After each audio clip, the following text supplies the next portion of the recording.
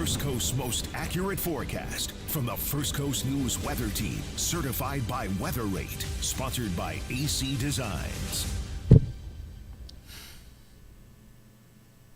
Hi there, friends. I'm meteorologist Robert Spetta, and you see on the bottom of the screen there, we have a storm threat all across the First Coast here on our Sunday, a weather impact alert in place through Monday morning for widespread rainfall and continuous rainfall. That's going to be one of the big issues. One round of precipitation after another. It's going to kick across our area. We got even some strong to severe storms possible, especially as we go ahead through this afternoon when instability flaring up out there. So, a lot of you probably watching right now on our First Coast News app. Can't thank you enough. But if you're also watching on our social media platforms, we have comments enabled so you can ask questions, help plan out your day, and even heading into tomorrow morning as well. But yeah, once again, a weather impact alert in place. We issue these not to cause panic. We're not trying to hype things. I get nothing out of hyping the weather. I just try to be real with you guys here. And today's going to be messy. That's why we're streaming live here at 8:30 in the morning after Good Morning Jacksonville. I hope you please stopped by and watched the show today. We had plenty to talk about, but now plenty going on out there, so let's get into it. Like I said, we're streaming live here at a few different spots, so I'm going to make sure I'm actually going to, you know what, I'm going to share out my my stuff here to my page if you follow me at Robert Spetta Weather here on Facebook. All right, so you know what I'm going to show you first?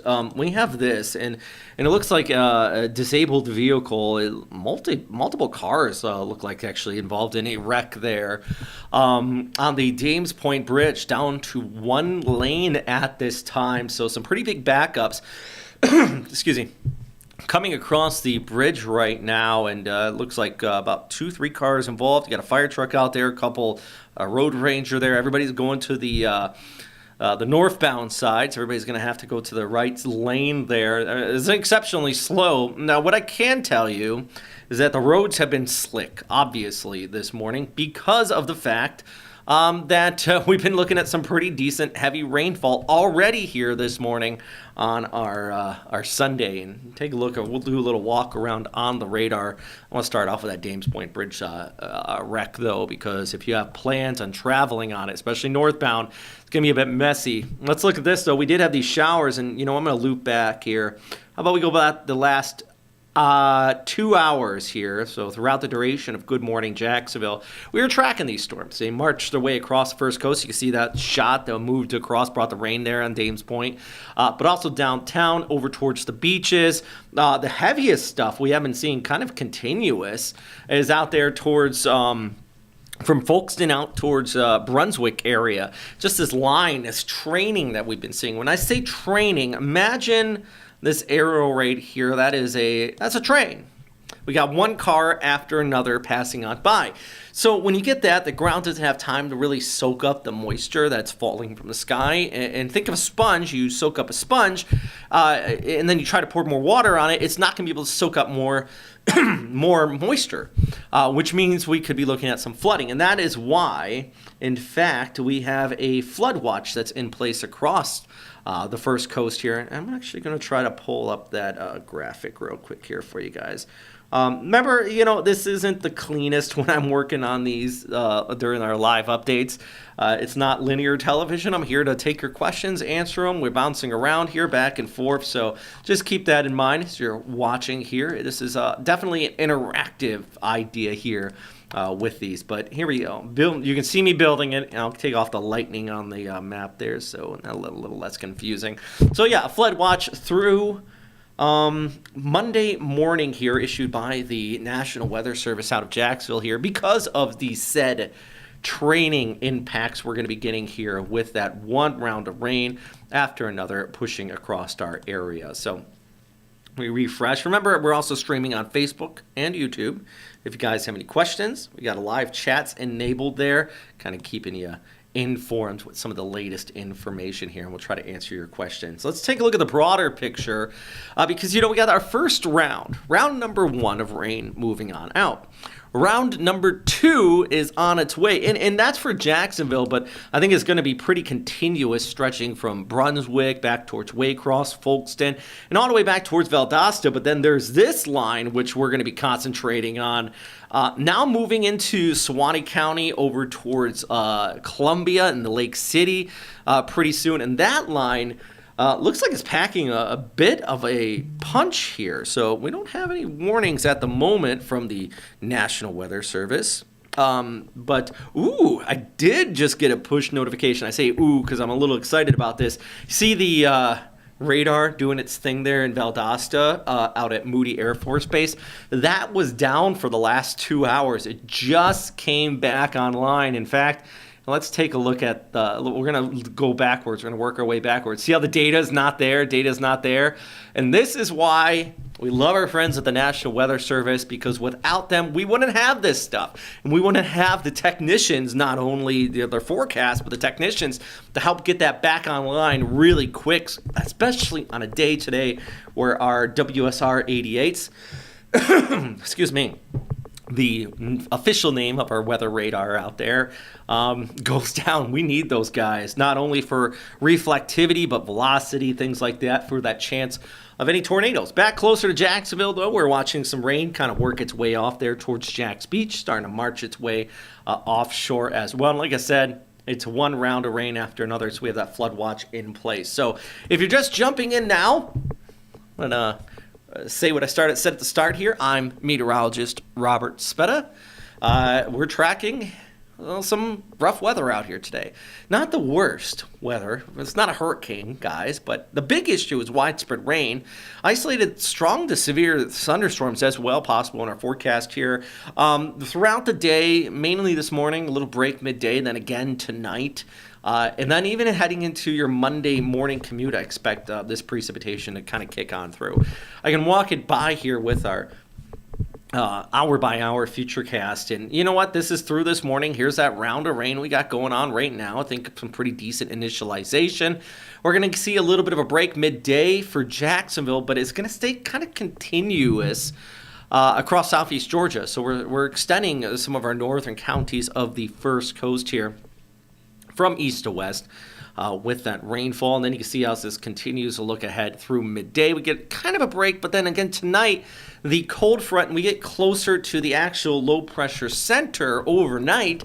That's going to kick overhead, and that's going to help enhance the stability. We have the daytime heating out there, and we might see the risk of some supercell development, which is why, and we don't take this lightly, despite being a lower chance. Hold on. Trying to pull up my graphic here. It's still not a zero chance of tornadoes here. In fact, the Storm Prediction Center is giving it a 2% chance of tornadoes here through this afternoon. I know you say 2% doesn't sound like a lot. It's not, but it's not zero either.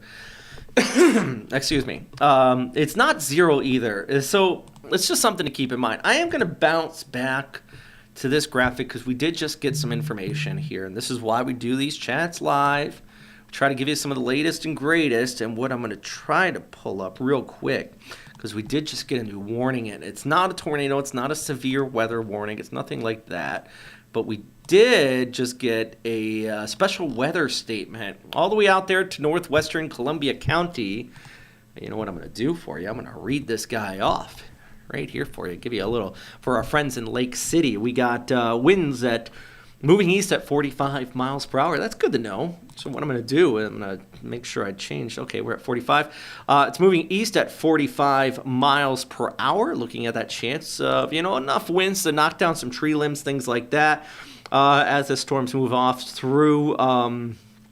Even minor hail could be taking place in this one. This is a special weather statement. It is not a severe weather warning. It's like one level below. So think of, if you're talking about sports per se. This is a feeder team for a professional team. So if you're talking about, the Icemen out here, they're an ECHL team.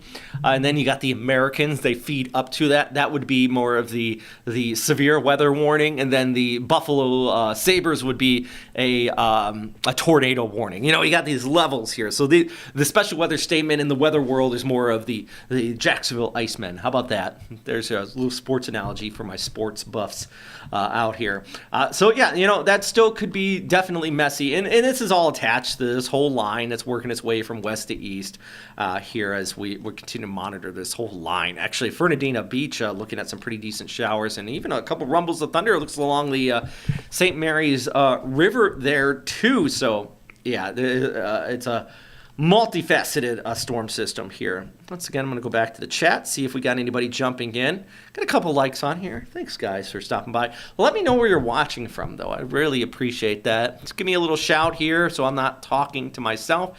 If you are watching here on Facebook or YouTube, if you're watching an FCN Plus, I appreciate that, too. Any way we can get more information out there to share with you guys. Let's go back to this live look, though. This is out at the Dames Point Bridge. It looks like they got it all coned off. If you're just joining in at the start of this just took place right when we started off here. Pretty decent wreck shutting down multiple lanes on the Dames northbound. We're looking south right here. In fact, let me pull up the latest information from Florida 511. It says it's loading. That's fantastic. I'm going to hit refresh and let's see if I can get it now. Information's not popping up there, but I can see what we got right in front of us here. Multiple cars involved, roads down to one lane, so obviously some pretty decent backups there. So if you're going to be heading across the Dames Point Bridge, just keep that in mind. It is not going to be a easy go or a fast go if you're going from Arlington out there towards the north side. So that'd be traveling towards the north there. Just something to keep in mind. And you know what? I'm not blaming this on the rain, but I am going to tell you that, it has been raining in this particular area. Over the last hour, we actually had some decent showers that moved across Jacksonville with some flashes of lightning in there. Not severe, but not dry. So you get people maybe groggy after skipping ahead an hour this morning, and you combine that with slick roads and not pleasant whatsoever. So let's go back to our outlook here, and I'm going to go one more time through our future cast. We're going to talk about the rest of the day because I had people asking me, how about this morning? Can I go for a hike this morning? Actually, we had Brenda commented on my page earlier today, was asking me, I want to go for a hike. This was about 7 a.m. and I said, I believe she's out at Amelia Island. So you got to get it done now because that rain already moved in. Now, I do believe midday we're going to have a little bit of a break. But then as we look ahead through the rest of today, and actually let's rewind this a little bit. As we go ahead through about noontime, there's a little bit of a break. But then through this afternoon, heading into the evening, the showers are going to pick back up again. This is by 9, 10 o'clock tonight. We got these strong southerly winds coming in that could help.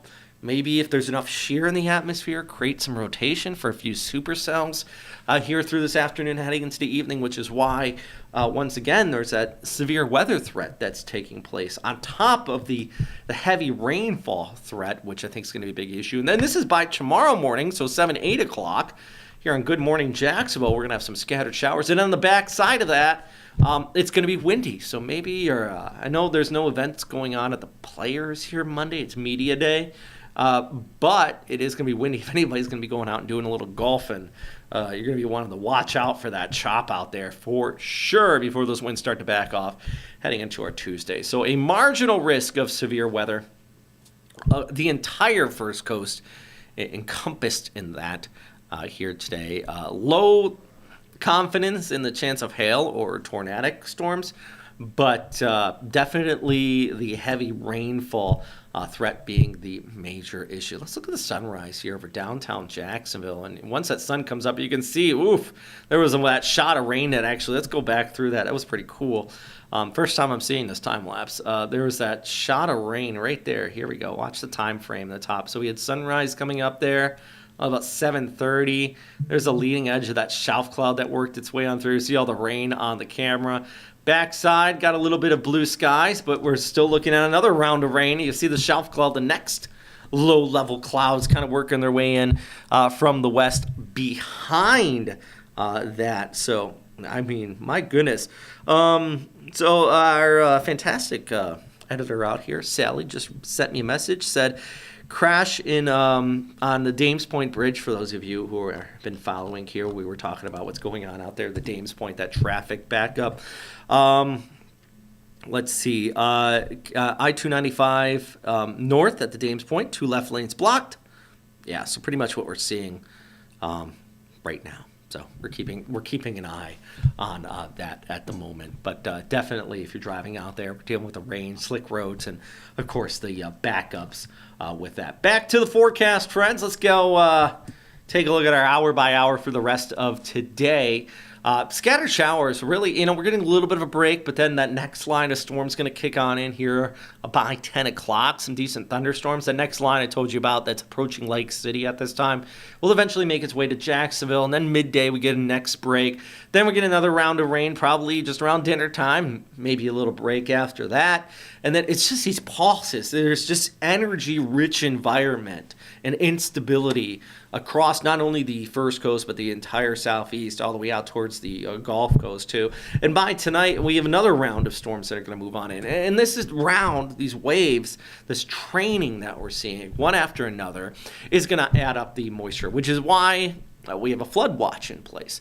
Because look at this, 4 to maybe 5, some isolated spots could see 6 inches of total precipitation from this, which, alone, this rain amounts is not that bad, but when you get it one after another in the same location over a semi-short period of time, it has no time to soak it up, that's when we could be looking at that pretty serious threat of some localized flooding, at least along the I-10 corridor here. So heavy rain threat, definitely on the high side today.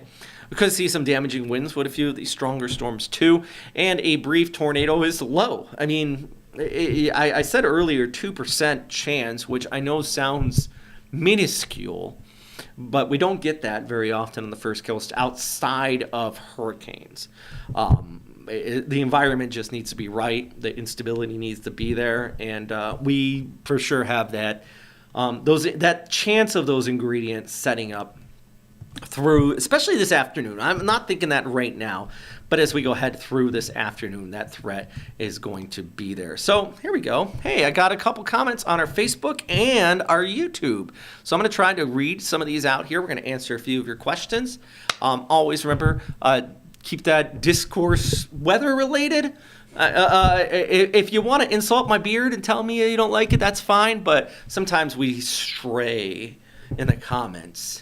And this is about meteorology, guys. So, Kathy says, about 6 a.m., we had a lovely thunder and light show at Cumberland Harbor and St. Mary's.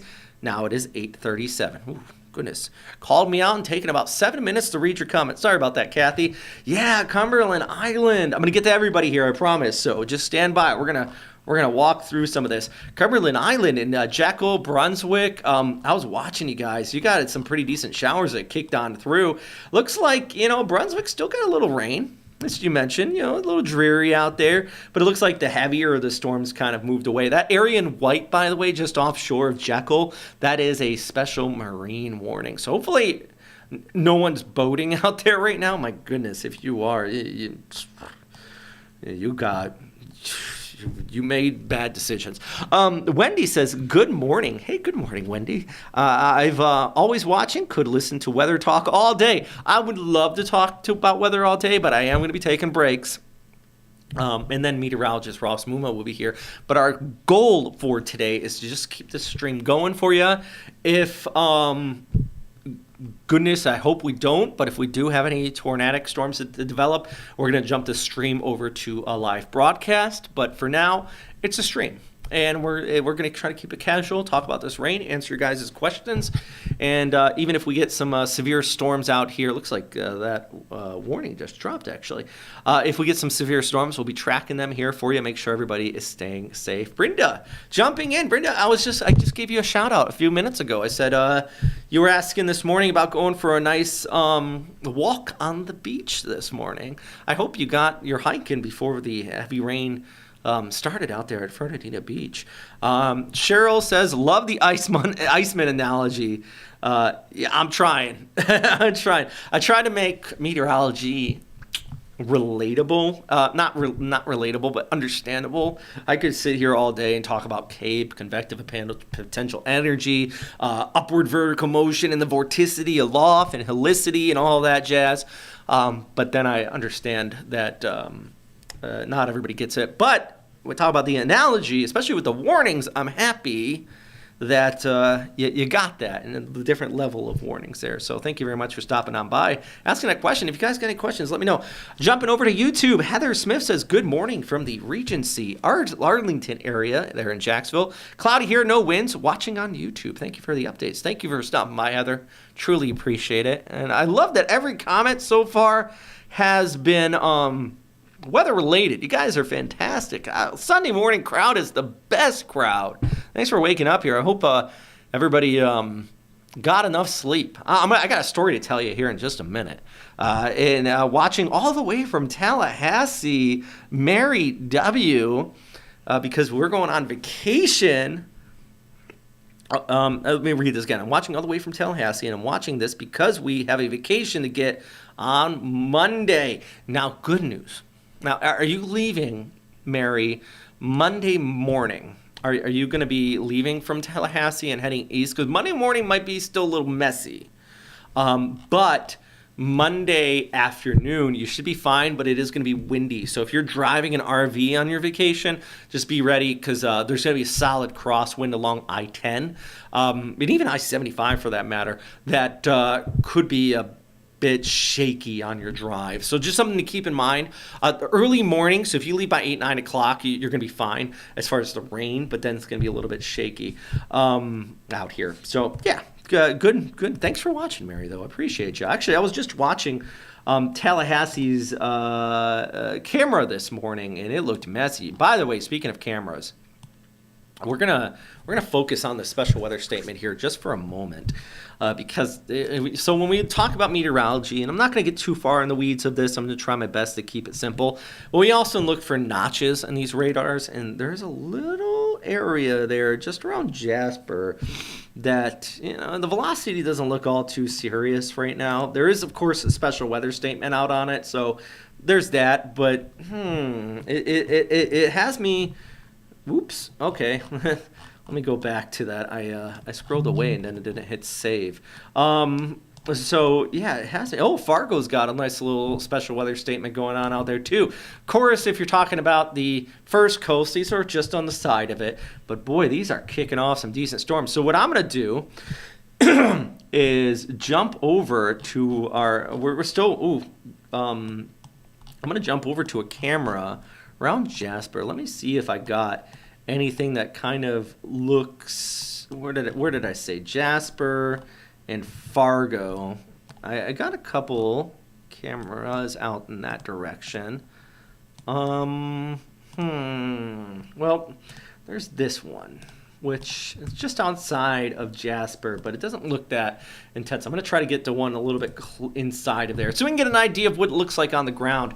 Yeah, that looks just dark and dreary.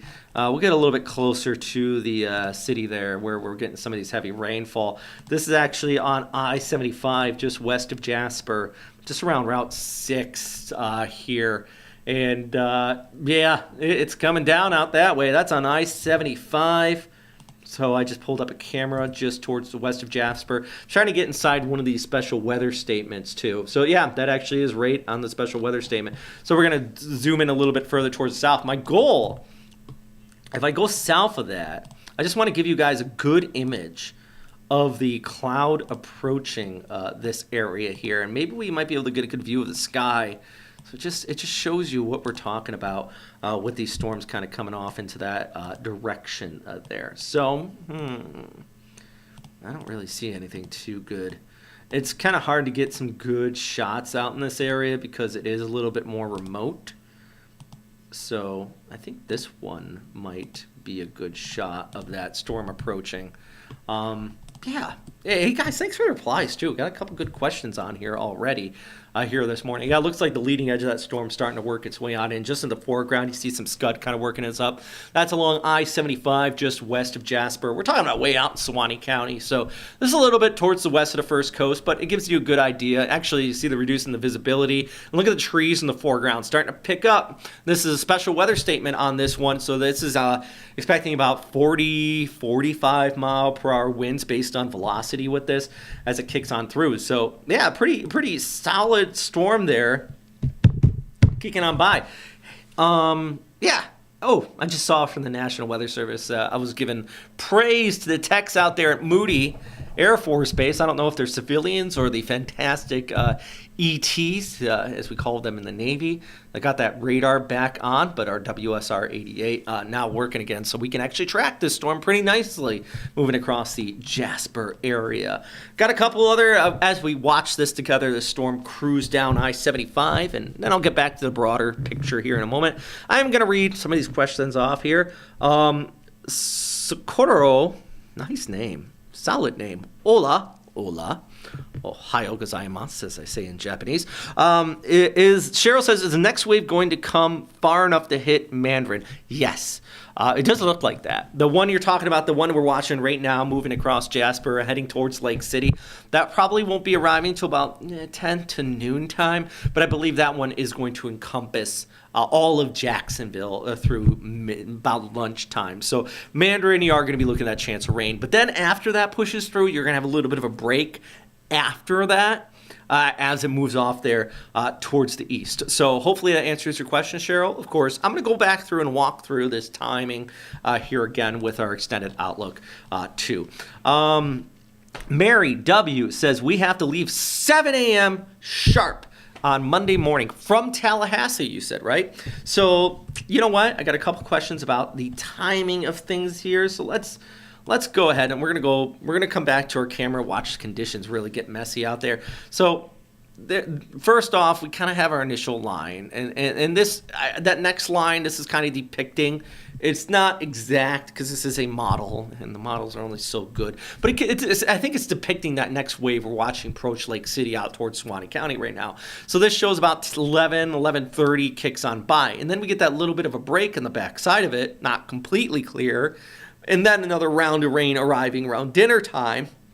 And then another round after sunset heading into tonight, which I think this one, you can even see actually in the model, it's picking up on it a little bit.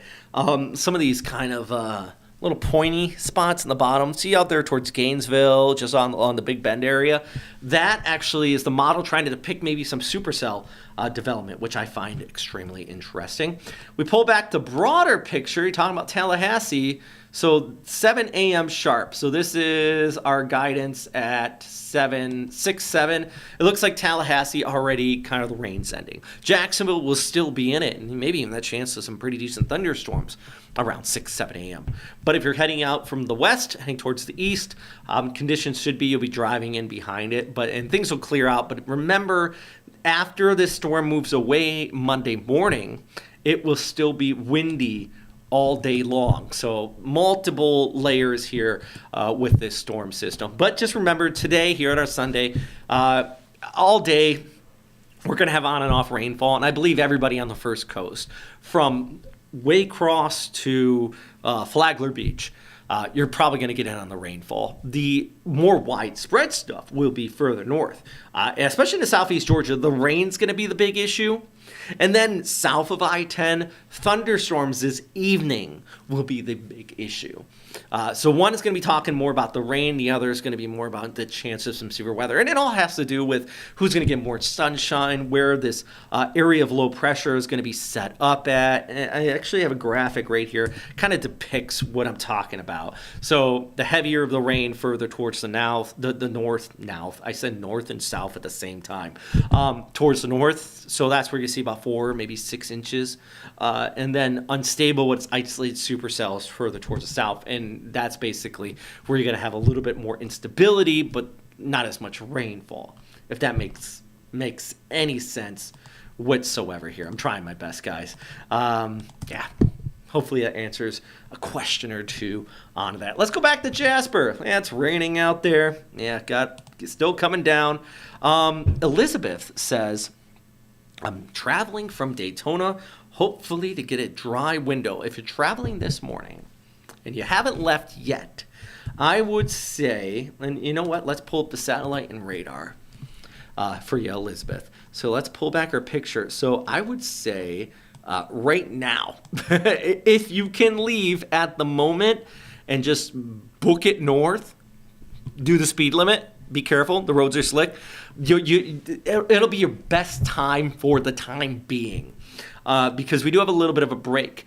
But then we're watching this pretty nasty storm system now approaching Columbia County, and eventually all that will shift towards the east. So as we get closer to lunchtime, we're going to see that pass over Jacksonville. And then if you have to wait after that, you'll probably want to wait until around late afternoon. You should get another break on I-95. It's these pulses of energy out here today. That's just one after another here, Elizabeth. So hopefully that helps you out. Brenda says, I did get my walk in and a mile run. Yeah, you're on top of it. Woo. Hopefully this break materializes later for more. That is motivation. Brenda, by the way, if I'm saying her name here on our chat on Facebook, if you guys, she is a just fantastic weather watcher. We have our Weather Watchers Facebook page where people post some photos, and every morning, like clockwork, she always posts just some of the greatest sunrises and sunsets. I try to use them as much as I can. Sometimes we just don't have enough time. But if you guys want to, especially if you're watching on Facebook, look up FCN Storm or like my typing here, or First Coast News Weather Watchers. And after the stream, maybe when I get a moment here, I'll make sure you get approve you, and we can you can share some photos of the weather. Maybe get on air for this evening on First Coast News. So Michelle says, just hopped on from Bradford County. Thanks for stopping by, Michelle. Actually, you know what I'm going to do for Bradford County, because I know you're going to get hit by this line. Where are you at? Stark area? Where we're tracking this as it's shifting off. You know what? I don't think that's quite right. Let me loop this real quick. So that looks like it's basically moving west to east, not so much east-southeast. So I'm going to pull up this again. This is all part of meteorology, guys. A little progging, little analysis. So, yeah, Lake City, this is going to... Yeah, I probably can move it back a little bit because I didn't really hit it right on. I'm gonna redraw this. That was a terrible draw. All right. Well, there we go. That's a lot better. Now we'll move this off towards the east. So this is the next line of storms, and this one's packing a punch. Got a special weather statement on it. Moving into Folkestone around 9:20, but you're already kind of getting the rain there. Jacksonville probably closer to about 10. I would say 10 to 10:30. Fernandina about 10:11. Ponte Vedra 11:19. St. Augustine closer to about noontime. Extrapolate that west of Jacksonville out towards Union, Bradford County. I would say probably closer to about 9:30.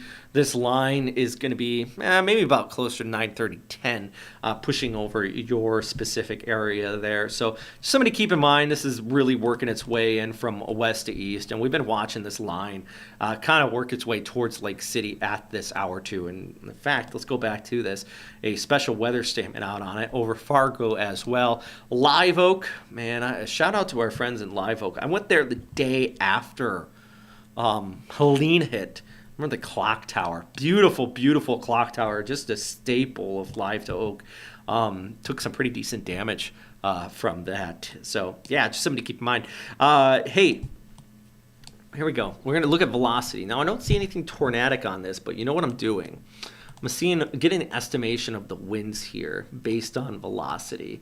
And that is showing me some spots here about 30 to 40 miles per hour, which is classic special weather statement in place there. That's why that is issued by the National Weather Service at this time. I'm actually going to try to pull up a live look out at Live Oak here. Maybe I can get a good view of what's happening with that storm as it approaches you. Actually got plenty of weather cameras there. That's nice. So, just bouncing around Live Oak here. Let's see if I can get any... Well, here's the exit for Live Oak, just towards the west of it. That's Jasper on the screen right now. Let me the Live Oak one load up here.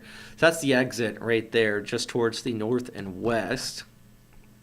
And then we can go closer to the town here, where it's not quite picked up just yet. But we'll jump back on here just a few minutes, and we'll take a look at that one. Thank you. I was actually going to jump back over there myself. I did want to jump back over to the Dames Point Bridge, so thank you very much, Nick. Nick is our digital director behind the scenes, kind of running things, because I did want to talk about this. So if you're traveling northbound on I-295 across the Dames Point Bridge, we've been watching this. There is a pretty decent accident. Multiple cars there. Did we get any more information if there was any injuries involved in this or anything, Nick? I can check. I mean, I can pull it up too. Actually, oh my goodness, it looks like there's a couple other incidents. Oh, here we go. So I-295 east north at Dames Point Bridge, 2 left lanes blocked. Last updated at 8:32. So this is a half an hour old, but hopefully we don't have any injuries or anything like that. Looks like our camera just froze up a little bit there. Oh, there we go, got it back. But the key thing is if you jump back to my camera or my screen, or you can go side by side if you want. Maybe that would give people a little view, because we're watching that, but you see the Dames Point all the way back towards about Fort Caroline there, backed up, basically red, slowed down. So if you're going to be heading north, not pleasant whatsoever there because of that. Now, I'm not going to say this was weather related, because I just don't have the proof for that. But I'm going to tell the Dames Point, when you get some heavy rain on it, it does get slick. And we did have some heavy rainfall that pushed through right around the time when this accident took place. So it doesn't take a full-blown rocket scientist, meteorologist, traffic advisor to kind of put 2 and 2 together and say, yeah, maybe the roads were a little bit slick out there. And we're seeing the result in the impacts of said slippiness, I suppose, if that's a term, if you want to use it. Looking around here as well, we do have a crash on JTB, it looks like. I don't see any camera shots of it.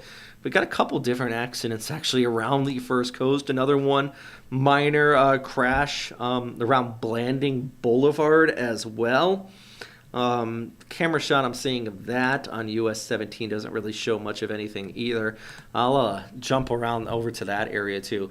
Not trying to be a traffic person here, but I want to keep you guys advised on this because we're tracking all of this rainfall, and then on top of that you kind of have these traffic backups, and it's just creating some just messy conditions. And in fact, let's bounce over to this camera. I was just going to show you here real quick.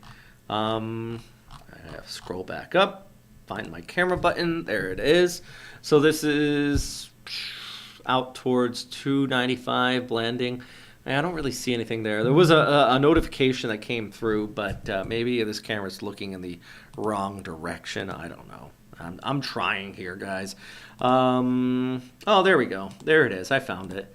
It looks like that's off to the side of the road, so no big backups from that one there, and that's getting cleared up. So we can bounce back over to the Dames Point Bridge, where we do have, what's going on out there right now as far as that traffic accident taking place, and big backups back towards the north as well. So yeah, that's in Jacksonville. Good news, at least it's not pouring in Jacksonville at this moment.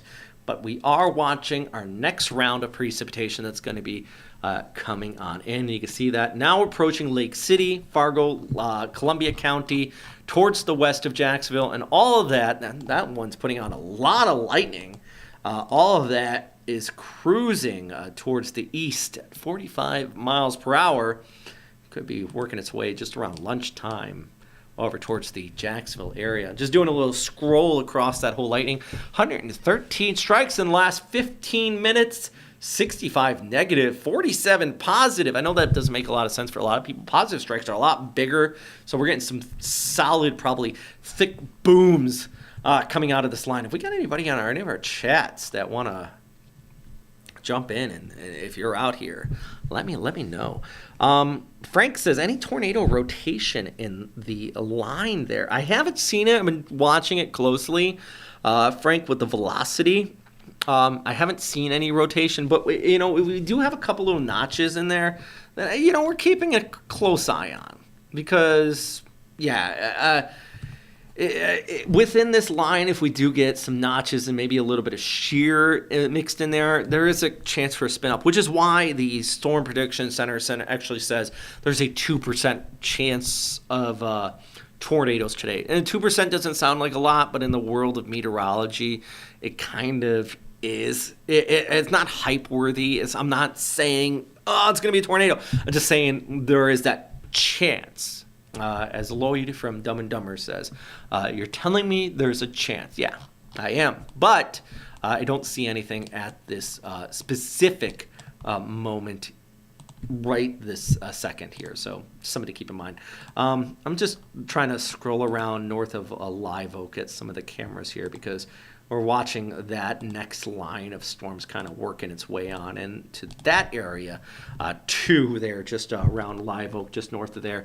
So hopefully I can get a nice shot of the shelf cloud coming over the horizon and conditions kind of going downhill out there on our cameras. This is via a weather stem camera, actually, just towards the west. Kind of see a little bit of a shelf cloud there. It's hard to see on this specific shot, but the big thing is on the flag there. You can see the winds picking up. And once again, that's a special weather statement that was issued by the National Weather Service here. Actually got a nice little thing here from Andrew at the National Weather Service. He said, I am watching an area of convection slowly intensifying around Live Oak. There we go, just west of Live Oak. Special weather statement was issued there for a half-inch hail and gust of 40 miles per hour. Andrew, you're on top of it.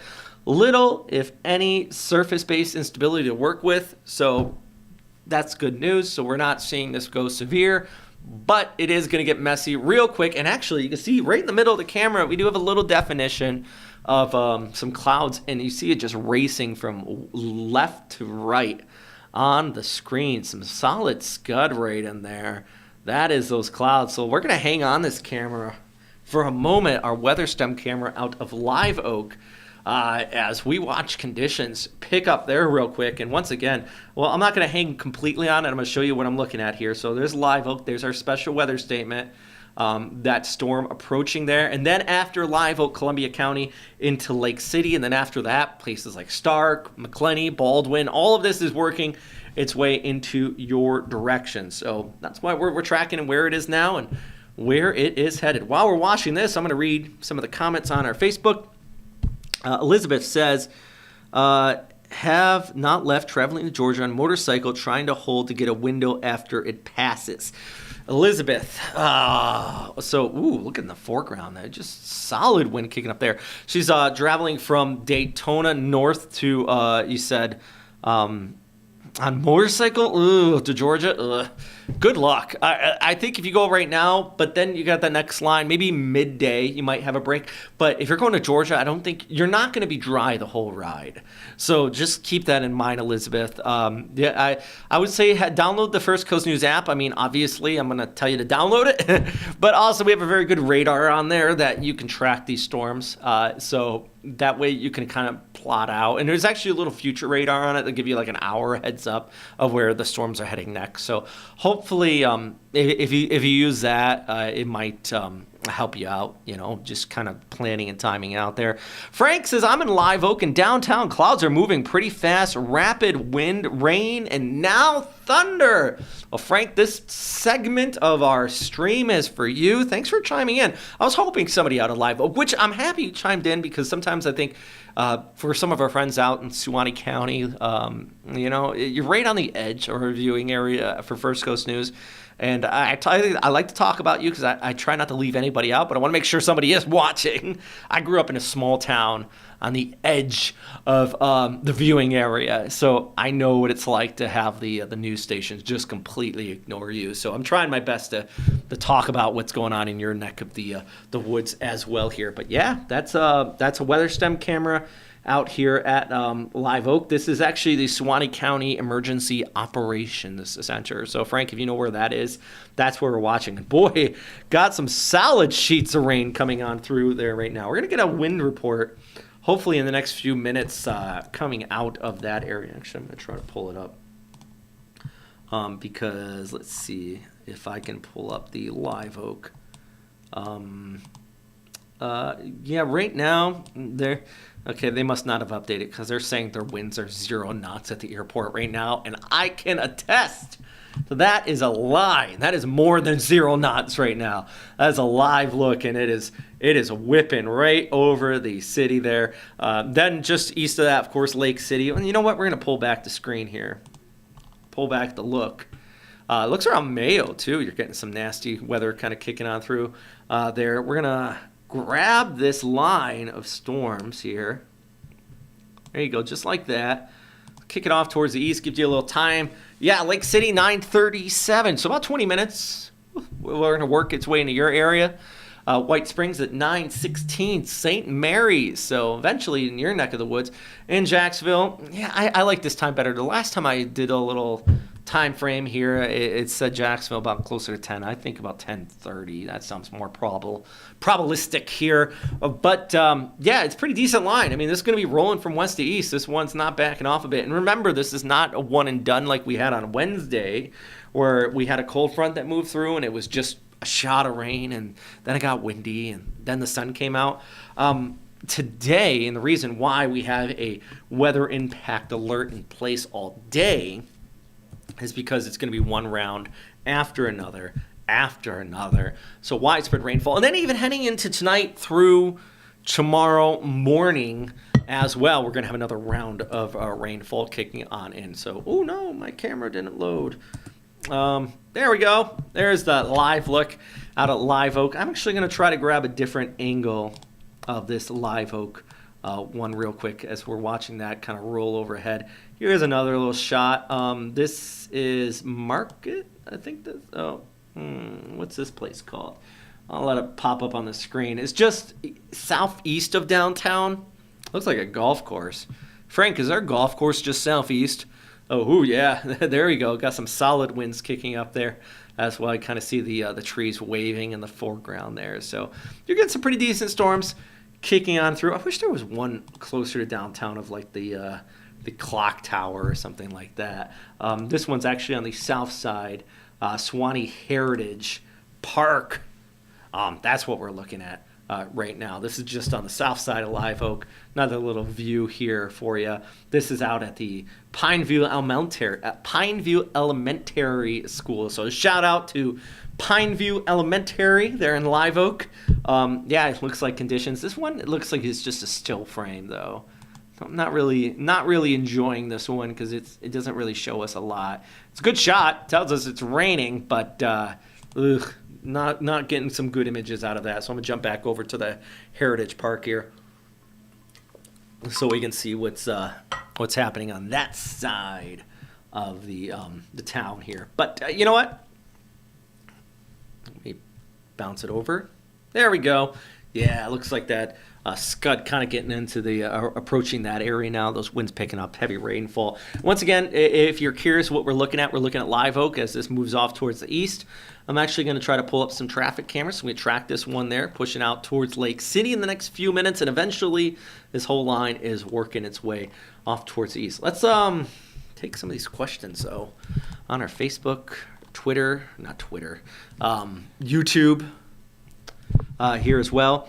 Frank says the wind is bad. It is picking up out there. Thank you very much, Frank, for your report. Jumping over to the YouTubes. Thank you for your work and information, Robert, from T-Moon. Hey, thank you very much for commenting.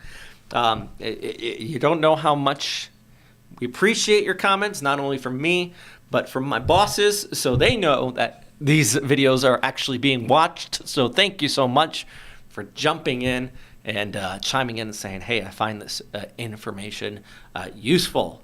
So that way I can keep my job and keep doing this. Watching across that lightning, though, there's a lot of lightning out of this one. It is just rolling along. So truly, not a severe weather setup at this moment, but definitely. And you see, they just extended the special weather statement from the National Weather Service. The analogy I used earlier, if you're just jumping in right now, I said the special weather statements in the orange there, that is like that's like the feeder team for a professional sport. So if you're talking about Jacksonville, the special weather statement is the Jacksonville Icemen, and then the Rochester Americans. That is a severe thunderstorm warning. And then the Buffalo Sabres are the extreme severe thunderstorm warning. So there's these levels that go up through it. So special weather statement's kind of on the lower end of it. You still want to take them serious, just like you go to the Iceman game. You're like, okay, this is still hockey.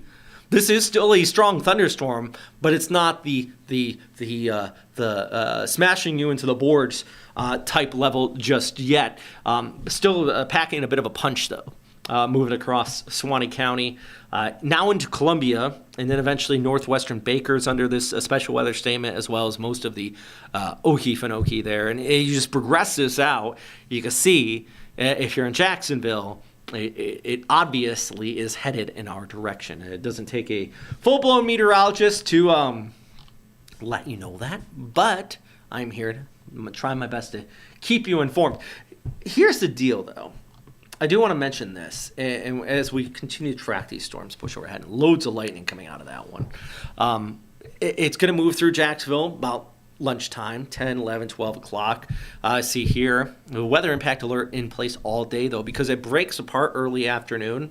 And then the rain's going to pick back up again as we go ahead through the afternoon into the evening. And it's one round after another, and it's going to line up almost on top of each other. The worry with that is what we call training. And I've seen sufficient training cause serious flooding before, and there is that flood threat. So, of course, the thunderstorms, the lightning, the damaging winds, maybe some rotation, tornadoes, or anything like that. These are all things that we want to keep a very close eye on. Sorry, I'm also reading at the same time I'm talking here. I think the heavy rainfall along the I-10 corridor and just right around it, north and south, all the way out towards Jacksonville, is going to be one of the big issues we're going to talk about, because there's a flood watch in place due to the training effect. That means across the entire First Coast, we're going to be looking at, I think I have a graphic here, where the flood watch is issued by the National Weather Service. They're saying, hey, these spots, due to the prolonged rainfall through Monday morning, could be already saturated. Water levels will rise in rivers, as well as your traditional ponding and poor drainage spots. So this all goes back to why we have a weather impact alert in place. We put this out a few days ago. Not the hype, but just let you know that today's going to be just a hot mess. I hear Nick laughing. If you saw me at Publix right now and you said, how's the weather going to be today? That's the way I would describe it. Today's going to be a hot mess. Because it's not, we're going to get some breaks. And I see, we had somebody driving from Daytona trying to get up to Georgia on I-95. And you're going to have to find the holes, because today is your stereotypical cliche stay inside and read a good book type of day.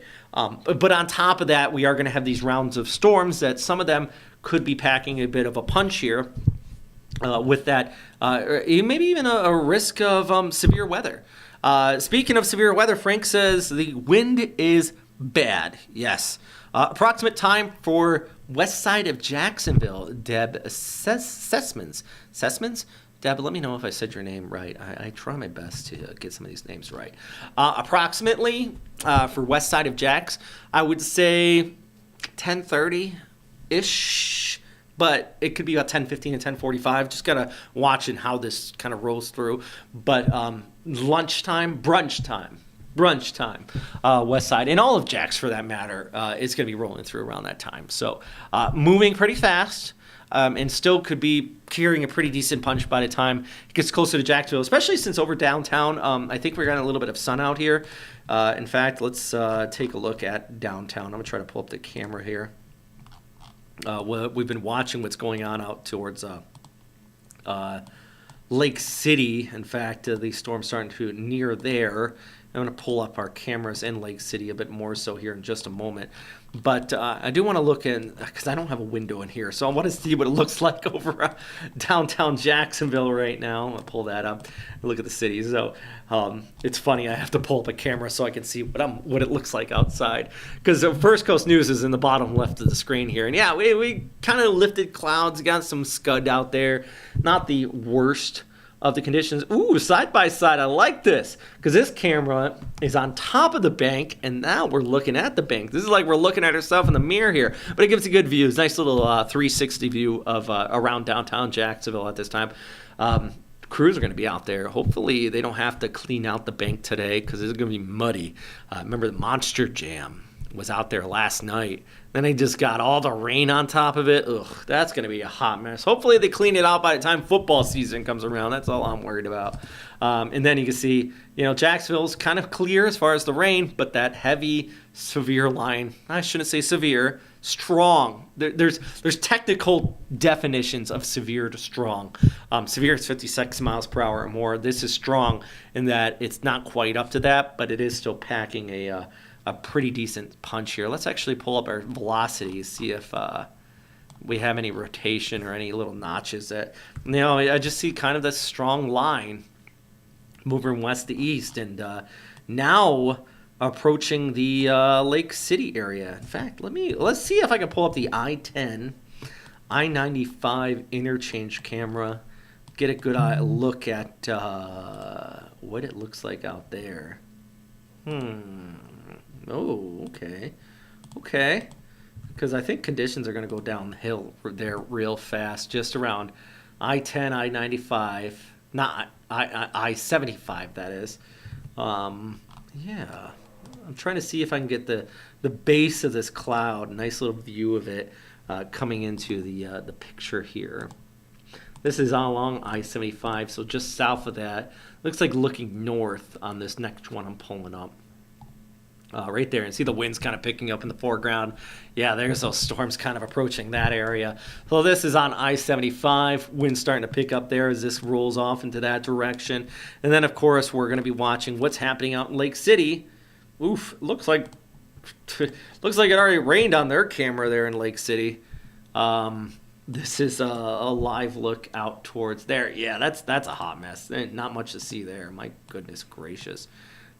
So we're going to go back to this shot because this was a good shot of conditions starting to go downhill there along I-75. So this is in western Columbia County as we're tracking the storms roll on in there, and starting to get messy out in that neck of the woods. And the high winds definitely problematic. 40, 45 mile per hour winds with this for some of these high profile vehicles. So you see the RV right there driving by, you got a semi there. When you get these gusts of winds at 40, 45, it definitely can start to cause some pretty dangerous driving conditions on top of the wet roads, but those winds can blow things around just a bit here. And there's a look at the live radar, what I was talking about. So we'll zoom right in. So we're looking just wet south of I-75, I-10 interchange there, right around White Springs, west of Lake City. Live Oak conditions already starting to improve for the time being there for you. But this whole line is not just right there. I mean, we look back towards the north. We got all the way approaching Folkston. Got some showers, even over towards, looks like Brunswick got some scattered showers. I'm only focusing on this part because that is the worst of it for the time being as far as these stronger straight-lined winds kind of kicking on by there. So, yeah, just something to are watching out for here as it starts to approach the Lake City area. And there we go, already going downhill. That is back. I was just saying, looks like winds are starting to pick up there west of Lake City. And that's a live look. The winds kind of kicking up there. High-profile vehicles, wet roads, all of those issues taking place with this one as it pushes overhead. So that's out towards I-75, where I was just showing you here. And now I'm going to just go a little bit further south of that. So we're gonna follow this storm. It's racing along here. So we're shooting a little bit further towards the south. Oh, I wish this wasn't so overblown. Looks like it's getting a lot of light there on the top of the screen, because on my preview, I can see that looking towards the north on this specific camera, it actually pretty solid shelf cloud showing up there. I don't know why it's so bright on my screen, but you can kind of see the winds picking up here as well. So this is all racing towards the south, and you already see the trees picking up here too. So once again, there's a special weather statement out for Columbia County. Winds about 40 to 45 miles per hour. Let's go back to some of the questions. Deborah says, thank you. Thanks, Deborah, for chiming in. I always try my best to answer your guys' questions in a reasonable time frame. Heather Smith says, y'all are the only local station that has been going live with updates. You know what? Here's my philosophy. I don't know what the other stations do. It's a Sunday. I have to be here at work on a Sunday. And I could be either updating the website or going live or working on something that maybe is not going to be as useful. I think this is the best use of our time. And so does our digital team as well. Just tracking these storms, answering your questions live. And I hope that you guys find it useful too, and it's not just the ranting of a madman over here geeking out on weather. I do hope that you guys find this stuff useful, and not only on our YouTube and Facebook page, but also FCN Plus. And if you haven't downloaded the app, it's nice if you do. I would really appreciate it, because you can get those push notifications when we do go live and we track these storms as they march their way across the First Coast. And today, it's one of those days where, I'm going to do my best, as long as my voice allows, to keep on answering your questions and continue talking. It's just me here today. In the past, sometimes I have Tim Deegan, Lee Southwick. Ross Muma should be showing up this afternoon. He will be showing up, not should. I hope he does show up.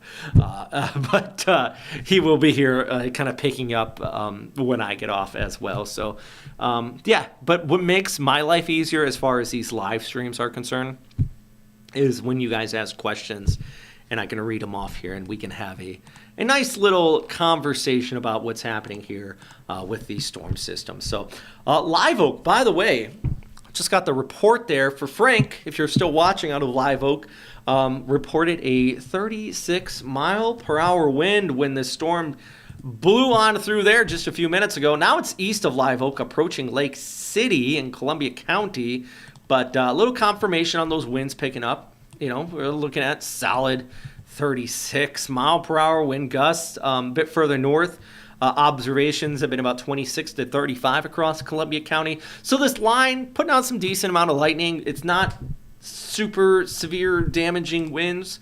We're not trying to say this is crazy, but it definitely is not going to be pleasant for people driving out here. Actually, I'm going to pull up the camera just north of 5 Points, the exit right there on I-10, 441. Let's see what we got there, because I think you can this camera is looking west towards our said shelf cloud as it is approaching the Lake City area here. It is 9:28. Been talking for a little over an hour. Nick, is it okay if we take like a 5-minute break here? I can refill up my coffee. You know what I'm going to do, though? I'm going to create a new show here. And I am going to, a new hit, that is. And I'm just going to loop back and forth on the radar and the live camera here. So while I'm stepped off here, you guys can watch this live as it kind of pushes on through. So let me grab the camera and stuff. And then while I'm gone, if you have any questions or anything like that, please let me know. Always trying my best to answer them in a reasonable amount of time. Keep you posted about what's happening with this storm system moving across the first coast. So I'm just building up a show right now while we're talking here. I don't know why my radar froze. Here we go. Let's save, copy that. And that way, also, if this does pop into anything more severe, it'll be on your screen for you here.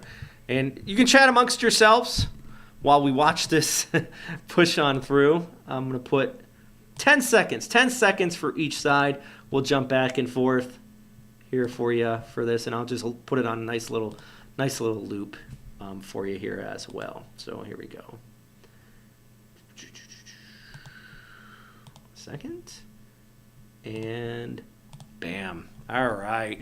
So I'm going to loop through, and we'll be back in just a few minutes here, and this will just be a nice little loop here for you as we watch the storm approach the Lake City area and eventually towards Jacksonville by about 10:30 this morning.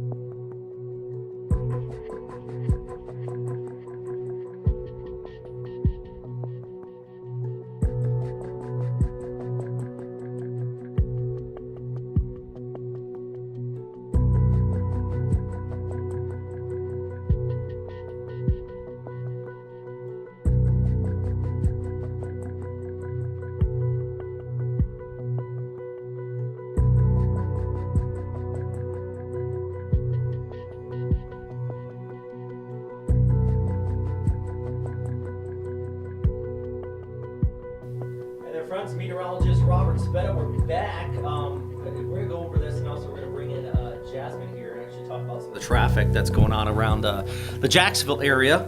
But first, a severe thunderstorm warning. This was just issued a few minutes ago by the National Weather Service. We were watching this live as the storm was rolling in from the northwest just around Lake City. And on the live camera, if you've been watching our stream loop through, the winds picked up there just around 5 points, to the point where I was like, wow, I'm surprised this hasn't gone severe yet. And it does look like it just popped right after that. With that, this is starting to near Sanderson with winds upwards of 60 miles per hour. If you've been watching this, you probably noticed that I popped up this graphic here just a moment ago showing hail or different sizes. 1 inch in diameter hail possible out of this severe storm, which is about quarter size. So 60 mile per hour winds, quarter size hail possible with this. So pretty severe weather, and thus the severe thunderstorm warning issued here as it races off towards the east. We'll take a little quick look at the timing here. With this main issue is those straight line winds. I can't stress that enough. But also the heavy rainfall, blinding rains. In fact, we've been watching some of the cameras along I-95 and watching the cars drive into it, putting on their four-ways, slowing right down. And this is moving towards the east, solid 50, 55 miles per hour. So they're going to be arriving in Jacksonville around 10:23 a.m. The main line here, Middleburg at 10:44, Ponte Vedra at 11:07, and Sanderson in the next few now. Sanderson right now starting to move into your area. This is a look at the hail being reported out of this based on radar, and I shouldn't say reported, estimated on radar. And then we have the strong winds. And I'm going to give a little bit of a closer look here and out towards Sanderson. Somebody was just asking, is there a hook echo around St. George? Don't see it. Velocity does look a little ambitious there. But I think St. George is about to get a solid little just shot of some good winds coming out of this. Look at that, 45, estimated on radar near 50. I think that they could see about 60 mile per hour winds overall. So this line until 10:15 a.m., anywhere in the orange there, under a severe thunderstorm warning extending from Baker, Charlton, Nassau, Union County, and then you can progress it. That doesn't mean Duval's not in this. It means that Duval will be later than what we're seeing right now. So once again, a weather impact alert in place today. We're tracking this severe weather, and I am happy to save my voice and be joined by Jasmine Monroe, who moonlights as our traffic reporter during the week when Katie's not here. So I want to bring you in, Jasmine, because we're going to talk about, some of these messy conditions we have, right? And if you have any other questions about the weather, let's talk it out. Let's bounce back and forth here. So we were just talking about, first of all, the Dames Point Bridge, right? Yes. I'm gonna try to pull up the camera. This right here is I-10, where you're seeing the rain. So I'm gonna pull up the camera there. So what's going on at the Dames Point right now? Well, right now, we're still taking a peek right now at I-10 mile marker 323 westbound. You can still see that rain coming down. So if you know the Jacksonville area, you know that some of those roadways are slick, especially when you're going across the bridges. So you definitely want to give yourself enough time when you're going to your destination today. It's a Sunday, so typically people are headed to church. But this look right here, it's been here for the past 2.5 hours, I should say, going into them trying to clean up. There were about 3 cars, from what I would see, 4 cars, I should say, looking at this photo right here. It started off as a disabled vehicle on the Dames Point Bridge, and then it quickly went into a huge car accident. So we all know the Dames Point Bridge and how slick and how windy when it is, when those cars move, when you're going across the bridge, you definitely want to take it slow. But as you can see, this is a live look over the Dames Point Bridge, where that accident is still standing, and they're still trying to clean that area up. As you can see, it's down to 1 lane, and I'm pretty sure that within the next few minutes, probably given about 30 minutes, that they're going to have that area pretty much cleared up. But you're taking a peek at the roadway, and you can see all of that red right there on your screen for the traffic conditions going across the Dames Point Bridge. So if you have to take the Dames Point Bridge into wherever you're headed to today, to church, to the mall area over in the town center area, you definitely want to use an alternate route because it's down to one lane and you definitely don't want to be on the bridge stuck in that traffic. So for folks at home who don't have to be outside, of course, this is a day to snuggle up, have some coffee, take a look at the weather forecast from safety of your own home. Robert, you were saying that some hail, almost golf ball like in certain areas. That's not the time that you want to pull out your car, and things like this. I think oftentimes we forget, if you don't have to be outside, just don't go outside. These are the days that you get involved in an accident that you find yourself saying, why did I even leave the house today? Right, because we try not to, when we put out these weather impact alerts, a lot of people say, oh, this is hype. Like, we don't get extra money for putting this out. Are you sure? I thought you did. Yeah, that would be great. I would be like, yeah. No, we don't. We put this out, and our key thing, our job, is to inform you what's happening out there today. And we already had that crash in the Dames Point. That coincidentally did take place during heavy rainfall earlier today. We have two other accidents to tell you about, too, if I can go ahead. quickly peek into that. I'm just taking a look at the map. It's going to be a busy morning. It's only 9:56 right now. So this crash is on Orange County on State Route 408. That's the westbound ramp on mile marker 16, State Route 551. So that's the off ramp. That lane is blocked off. So if you are taking that in, there's a road ranger in that area. Just give yourself enough time, move over, slow down. I'm taking a look at the picture.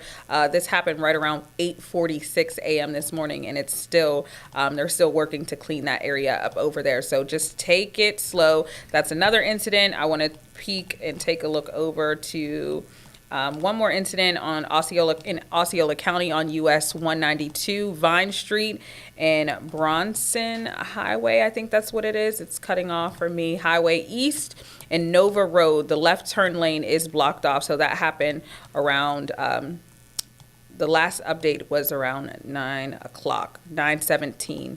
That was the last update for that. So I'm still trying to see. We don't see any pictures on our screen right here, but those are just the two accidents to tell you about on top of the Dames Point Bridge too as well. Seeing other accidents in plenty areas. Whoop, we just got two more that popped up. There's a crash on 95. Yes, near another one just popped south up. side, near 9B area? Yes, on I-95 southbound before Myrtle Street. That's the Iron Bridge, if you know that. Both shoulders are blocked off in that area. So all by the bridges, folks. So if you are listening to this and you don't have to be outside, today's a day that you just want to play it safe and stay inside. Maybe you can watch church online or continue to watch our First Coast News Plus. This is those slick road conditions on top of it being windy. Another accident just popped up, crash in Duval County on I-95 northbound before mile marker 336. The right shoulder is blocked off, so a car just slid off the road. I'm taking a look at that picture. I don't know if you can pull that up right there. You could see that car flipped over right there on the screen. There's no... It's saying the severity is minor at this point, but I think they're still checking and reevaluating. But this car is completely flipped over. Folks, again, if you don't have to be outside today, those slick and wet road conditions, Jacksonville has already been deemed one of the most dangerous cities. It's marked 14 on the list for the most dangerous drivers. So add in rain with that too as well. It gives a mix of an incident like this, and this is definitely not how you want to spend your Sunday morning. So again, this accident, what we're looking at right now, is on I-95 northbound before mile marker 336. The right shoulder is blocked off, so no lanes are closed off, but you can see that car flipped over in the grass. We don't know any injuries just yet. It just says minor for their severity. So anybody coming from St. Augustine, let's say northbound, you don't really have a lot of good options because there's this accident, right? Mm-hmm. And let's say you get off at 9B and you want to take 295 northbound over the Dames Point. Yeah. That's backed up too. So in either case, you're going to be ready for backups here. We have another crash that just popped up too as well. Yes, folks, this is very... And this is before... The storm's not here. Yeah. The storm's out towards our west. State Route 202 on Butler Boulevard West at Gate Parkway. That's a minor crash right now. Road Ranger out there assessing that situation. So just taking a look at my map, and this is on my phone, and I carry this around, of course, throughout the newsroom. We have about 5 accidents out on the road right now. So if that isn't enough for you to stay in the house, I think I'm not sure what to say. But again, the majority of the accident is right there on I-95 and on the Dames Point Bridge. That's been closed down to one lane. I shouldn't say closed. It's been down to one lane for the past 2 hours. So taking a look, we're still looking at severe thunderstorm warning, Robert. Yeah, and I want to jump back to this because I do want to really stress this. You know, we're talking about the traffic accidents, of course, serious stuff. But now we're tracking this severe thunderstorm warning. It's not a tornado, but it is serious to the point where, you know, we're looking at 60-mile-per-hour winds, 1 inch in diameter hail. So quarter size, that is not going to be pleasant as it pushes overhead till 10:15 a.m. And I wouldn't be surprised if the National Weather Service extends this further towards the east here. And on the traffic note, you know, we were watching some of these cameras, and what I'm going to do, I'm going to try to pop up some of these camera shots. Where is that? Just around Sanderson. I want to give you an idea of what it looks like over the Sanderson area. Are you taking off, Jasmine? What was that? Are you taking off? No, I'm Oh, yeah, okay. We're We're keeping this casual, so we're just talking around here. I saw Jasmine get up. Haja's actually going to be jumping in here, and we're going to just talk about the weather. Thank you very much for the update there, Jasmine. Truly appreciate it. This is a live look, actually. I'm going to pull up out of the Sanderson area here. Play it out, put that up on the screen for you, and it gives you an idea because where you've seen those camera shots on I-95 over the Dames Point, we don't have a lot of heavy rain. Yeah, I've seen people out there with the umbrellas, but right here, this is closer to where we're seeing the heavier stuff, and I've been seeing a lot of people, you know, they have the 4-ways on, they're coming through here because it starts to come down real heavy all of a sudden, and you start to see that significant reduce in visibility. I'm actually going to try to bounce this over. We're going to head out to the McClenny area, in fact, a little bit east of this, give you an idea of some of the heavier of the precipitation. But the point is, these winds are cruising along. This is moving at a fairly fast pace here. See, look at the tree right on the left side of that screen there. I mean, this is a severe thunderstorm. That tree was just swaying back and forth here with those winds continuing to pick up here. So let's take a look, and we're going to check back on the road conditions here with Haja just a moment, because what I want to show you is this severe thunderstorm. We're going to track the hail here and everything for you and time it out minute by minute as this moves across. Plus, can't stress enough, big thank you for everybody on our Facebook and YouTube as well if you're watching on FCN Plus. But on Facebook and YouTube, we can answer your questions. So if you have them, engage us. Ask myself, Haja, Jasmine. We're trying our best to bounce these back and forth around here. Peroska says, amen, amen. And Agnes says, thank you very much. I hope we're helping you out here. Nadine says, what would you qualify as monster hail? Which is not a technical definition of hail, but I would say monster. We're talking about, you know, grapefruit size. We're not seeing that today. We got solid quarter size, which is still severe, being estimated out of this one. The Blue Goose says, good morning from St. Augustine. I haven't chimed in. I know you posted that a little while ago. Shout out to Blue Goose in St. Augustine, where you're going to get the rain here in a bit. And if you know, you know. I don't know what that means. What it looks like for Jacksonville, Duval County, and this system is headed in your direction. That was their username. I like it. If you know, you know. If you know, you know. If you know their name, you know their name. You know the weather in Jacksonville, you know. Here, all right, so what we're going to do is we're going to time this out here for you. Minute by minute. So this warning goes till 10:15, but I wouldn't be surprised if the National Weather Service extends this further towards the east. And you see Jacksonville 10:18, Oakleaf at 10:33, Orange Park at 10:43, and then Ponte Vedra at 11:06. We got Haja right there. Haja, how are you this morning? You were out at the beach this morning, right? Yes, I was out at the beach, and luckily right before my live hit, I was actually done by like 7:30. But then it started like raining like really, really bad. I was just like, okay, this is not good. It was really windy. So I'm like curious to know too. Like I know that road conditions are like bad right now, but how's this commute going to look for Monday morning where people are headed back to work? And you asked that, and that's a good question because this morning I did extend our weather impact alert to tomorrow morning because we're watching this round of rain right now and these storms kicking on through. But this is just round one. And then we're gonna have another round. Actually, round one would have been the one you got caught up in this morning. Yeah. This is round two, and then we're gonna have another round early afternoon, and then we're gonna have another round tonight, and then we're gonna have another round tomorrow morning. So this is why we have a weather impact alert for a solid day and a half. So tomorrow morning's commute is gonna be as messy as today. How was your commute? Overall, like commute. What were the roads looking like? What was on the roads? Was it The wet? commute was bad coming back to the station though. Like it was really wet, really, really slippery. So I would advise people like drive slow. I know Jasmine mentioned this earlier to drive slow. Like it was like really wet out there. So being that it was even hard for us to even see because it was so windy and like gusty. It was just nasty out there. But definitely if you don't have to be outside right now, like just don't be outside. And when you were driving back, I think that was around the same time we had the accident Yeah, on the Dames exactly, Point, right? exactly. So, yeah. You might like this shot. I just pulled the camera. This is from the top of Everbank, looking west, and you see kind of how the tops of the buildings are shrouded in the cloud there. That is just kind of these clouds starting to build its way on in, and we're gonna hear maybe live here on air. We might start hearing some thunder in just a moment, albeit this storm is a little bit further just towards our west, but it is racing towards the east at a solid 50-55 miles per hour. We were talking about here, Haja, do you have the information about the traffic accidents out here? So as far as the traffic accidents, I don't have. Hold on, I'll get that information.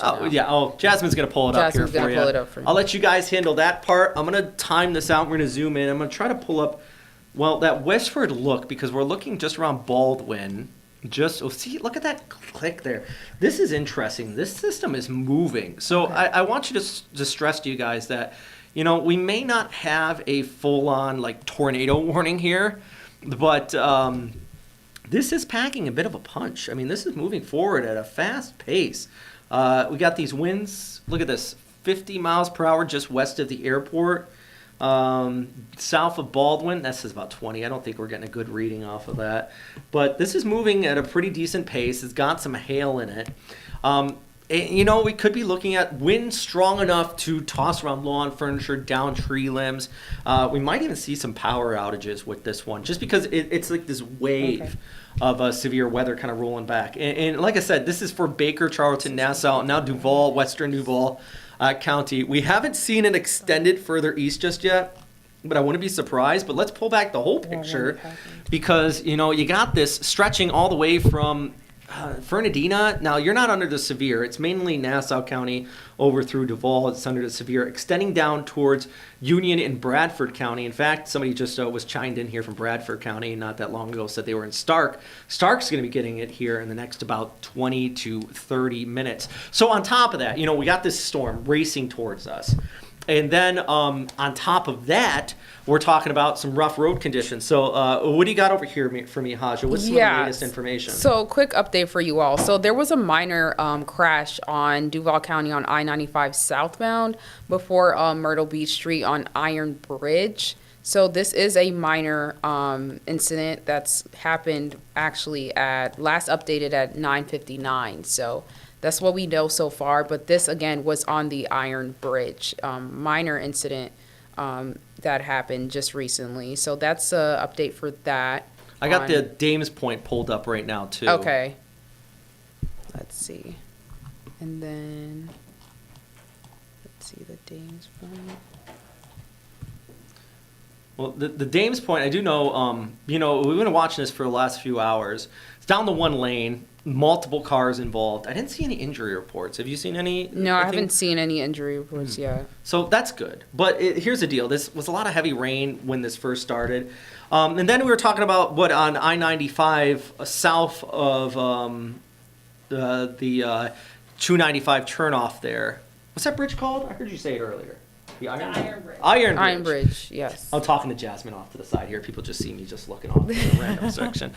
Just south of the Iron Bridge there, it actually had an accident. And I'm going to try to pull that up as well here. You got any information on that right now? So for that, that's just a minor crash I'm seeing right now as far as updates. And this was last updated about 10 minutes ago. So just a minor crash. I would like to see an update on this because Yeah, I don't know what the definition of minor is. exactly. But that SUV is upside down. That's definitely a little unpleasant right now. Yeah. But this is the one we were talking about right here, Greenland Road. Yeah. So this one right here is clearly a bad crash. I see a car that's being flipped over. And as well as like I see people out there. Hopefully there's no one in the car that's still out in the car, but this is definitely a bad incident that's happening right now, as we can see right now in our cam. Sorry. Just Yeah, go ahead. jumped ahead here. Yeah, no, you're good. Hasha, where did you come from before here? Virginia. Virginia. So Yes. you get used to the severe Oh thunderstorms yeah, in for that sure. area. Yeah. You've covered. Have you been out like in the storms? Yes, a lot of snow, a lot of thunderstorms. Well, we don't have that. We don't have in that. this situation. But yeah, in this situation, this is like mayhem for you all, which What- I totally understand. What would you take, severe thunderstorm or the snow? Which one would you rather take? I would definitely rather take thunderstorm. Because snow is like you gotta go out there, you gotta put the salt on the road. It gets messy, it gets sticky. People start sliding. It's just, it's really really dangerous. But definitely prefer thunderstorm over snow. Well, today, no, but we do have hail threat. We Yeah. do have the hail. 1 inch in diameter, but I'm not seeing it based on the returns at this moment. This was earlier. It looks like closer to Jacksonville. We're not seeing, but actually right there in western Duval. Looks like, it says out of range. Don't give me out of range. My radar's not showing it, but it does look like some small hail still possible coming out of this. They haven't extended the severe weather warning yet. So we may not have the severe over downtown Jacksonville, but it doesn't mean it's not going to be packing a punch here as it moves off towards the east. I mean, we're still looking at 40, 50 mile per hour winds with this. Actually, I'm going to pull up the downtown camera real quick here. Let's see. And we're going to look off towards the west. So let's look at the time lapse here and watch as these storms. That was the one you said you got caught driving in. Yeah, from Jax Beach. And now we're starting to see the next round, and it's starting to pick up closer to Jacksonville, reducing visibility here over the metro area, which means, I'm going to jump over that Dames Point. Do you actually have that? Oh, there we go. There's a live look. Thank you for the two-box, Nick, our digital director behind the scenes here. Because, and if you could pop up the traffic cam for the Dames Point, I don't know if you have access to that on top of... that would be cool because their conditions are going to be going downhill, and then I think that's problematic because you're already cleaning up out there. At this moment, watching that though, I know that we're currently not under severe thunderstorm warning in Duval County, but when should people expect that? Yeah, you know what? And that's a good question here. So let's time this out using our fantastic kind of time frame. So I'm going to prog here. And basically, for everybody at home, progging is simply, as meteorologists, we say this storm is moving this fast. And I'm going to extrapolate its forward movement out from west to east. So we're going to grab this, and it's moving towards the east at about 50 miles per hour. So Jacksonville, it's rolling up on us pretty fast here. This is saying 5 to 10 minutes. Granted, already got some rain, right? But the good stuff, good quotations, the bad stuff is going to be in here probably about 5 to 10, 15 minutes here. Sooner than later. What events do we got going on this weekend, too? We were covering some of them. So this weekend it's the St. Augustine. There's going to be one event that's happening, but I'm not sure if it's going to be canceled because due to the weather. Well, that's the Celtic Fest. Yeah. And I doubt they would cancel it. Yeah. Everybody's just going to go inside and drink. Inside, yeah. Exactly. They do have a... Just like take it inside. The parade was yesterday. Yeah. So good news with that. I think that they should be okay. What else did we have? Oh, the Concours d'Elegance out in Amelia Island. Do you know what that means, by the way, in French? Don't know what that means. I'm saying it like I'm smart and I know. I only found this out like 2 days ago. It means the competition of elegance. Oh, nice. Yeah. That's so fancy. They actually, I think they moved everything to Saturday. Yeah, so that's all over with. Yesterday was like the final day of the events. Yes. So we're not worried about $1 million cars being out there. Or you were out I there. was out there yesterday. You were out there yesterday. Yeah. Well, tell me more about that while I look at some of this stuff. It was so much fun, honestly. The weather was great, even though it was like a bit cloudy and kind of dark, but the weather was great. I feel like I felt a little bit of raindrops just throughout the morning, but other than that, it was fine. The weather was fine. It was a bit chilly though. What's your favorite car out there? My favorite car, see, I'm kind of biased because I really have a thing for Porsches. Like, I really like Porsches, so I'm just like either that or the vintage Rolls Royces are really nice. The ones specifically in the 1930s, the classics, those were really nice to see. But it was a whole bunch of people out there. It was hundreds of people out there. I interviewed one guy who he has a 1986 Subaru, and that was like really awesome because he like custom made his car. He had like a motorcycle in the back of his car, which was really cool. But he had that car for about a year now, but he bought it, but now it's worth like double the price, which I thought that was interesting. But I feel like I found a new love for cars after that event. Well, thankfully, yeah. they had it yesterday. Exactly. And hopefully everybody who does love their cars may be staying home today. As you saw there just an image ago, a car upside down on I-295. This is looking across the Fuller Warren Bridge. We got our storm headed towards us in this, so it's right there. Was severe up until a minute ago. And it does look like that severe weather warning has been dropped by the National Weather Service. They're not going to continue it. But with all of that said, it is still strong. Not pleasant to be out there. We have multiple accidents in the Dames Point, the I-295, like you just said. So I'm going to answer a couple of these questions here real quick. Sandy says in Putnam County, there you go, there's the Dames Point Bridge. So it's going to start to pick up there, which is unfortunate because they're trying to clean things up there and the storm's moving in. What about Putnam County? Putnam County, this round is coming. First off, everybody's going to get the rain today. Okay, and tonight and tomorrow. We have a weather impact alert all day today and tomorrow. So we're coming in waves, and we can even pull back the broader picture here. And look at this. This is wave, current wave. Then we got another one. Look at that, all that lightning around Tallahassee. And then look west of that, south of Pensacola. And then look west of that around Jackson. It's these just whole instability and energy that's coming on through. So to answer your question about Putnam County, yes, you will be hit by a storm eventually. But this in particular one, let's pull back the picture here. I'm going to make sure I get Palatka. I assume if you're in Putnam County, you're in Palatka. No offense to the rest of Putnam County, but there's like, not a lot of you guys out here. We love you, though. Palatka is one of my favorite towns. And there's one reason why I love it out there. There's not a lot happening. 11:30 out there towards Palatka. Palm Coast at about 12 o'clock. You're going to start to work into your area. Ponte Vedra around 10:50. 6 a.m. here. So it is moving off into your direction. Got a question here. I'm at Hilliard Folkston area. Poured here in lightning. This is from Sabrina72 on YouTube. I hate lightning. Thank you for your updates. Sabrina, I feel you. I'm not a fan of lightning either. I shouldn't say that. I respect it. Why is that? Why? Because it's dangerous, but at the same time, it's cool. What about you? Your first impression, you hear a big clap of thunder. What do you do? I'm like, okay, the first thing that goes in my head is like, stay away from a window.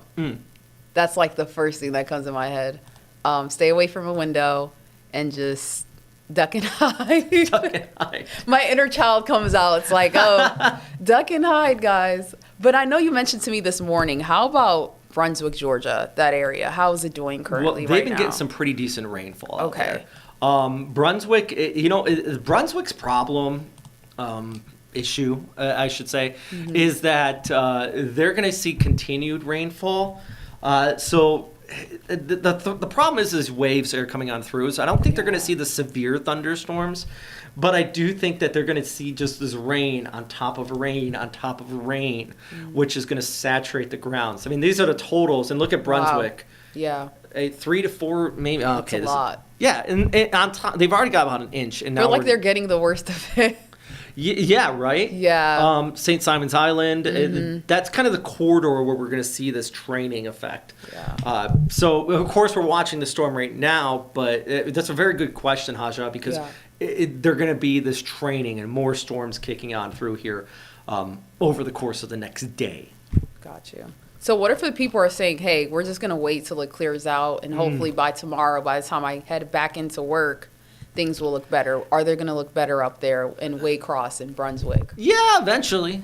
Eventually. Tomorrow morning's commute's going to be messy. Okay. I anticipate it's about 8, 9 o'clock. And then it's still going to be windy, though. Yeah. So all day it's going to be windy. So the storms will be gone, but the wind will still be there. But I do think tomorrow morning's commute is going to be a bit of a mess, much like what we're seeing right now. I hope there's no accidents. Hope everybody listens, slows down. But I think it is going to be a bit of a mess. Do want to note this orange right here. This is not a severe thunderstorm warning. That is a special weather statement that was issued by the National Weather Service on the cell. So they've been tracking this, basically racing from the west towards the east, saying that it's no longer severe because it has to be 56 mile per hour winds to be severe. But we do have 50 mile per hour winds and penny-sized hail coming out of this. Penny-sized. Yeah.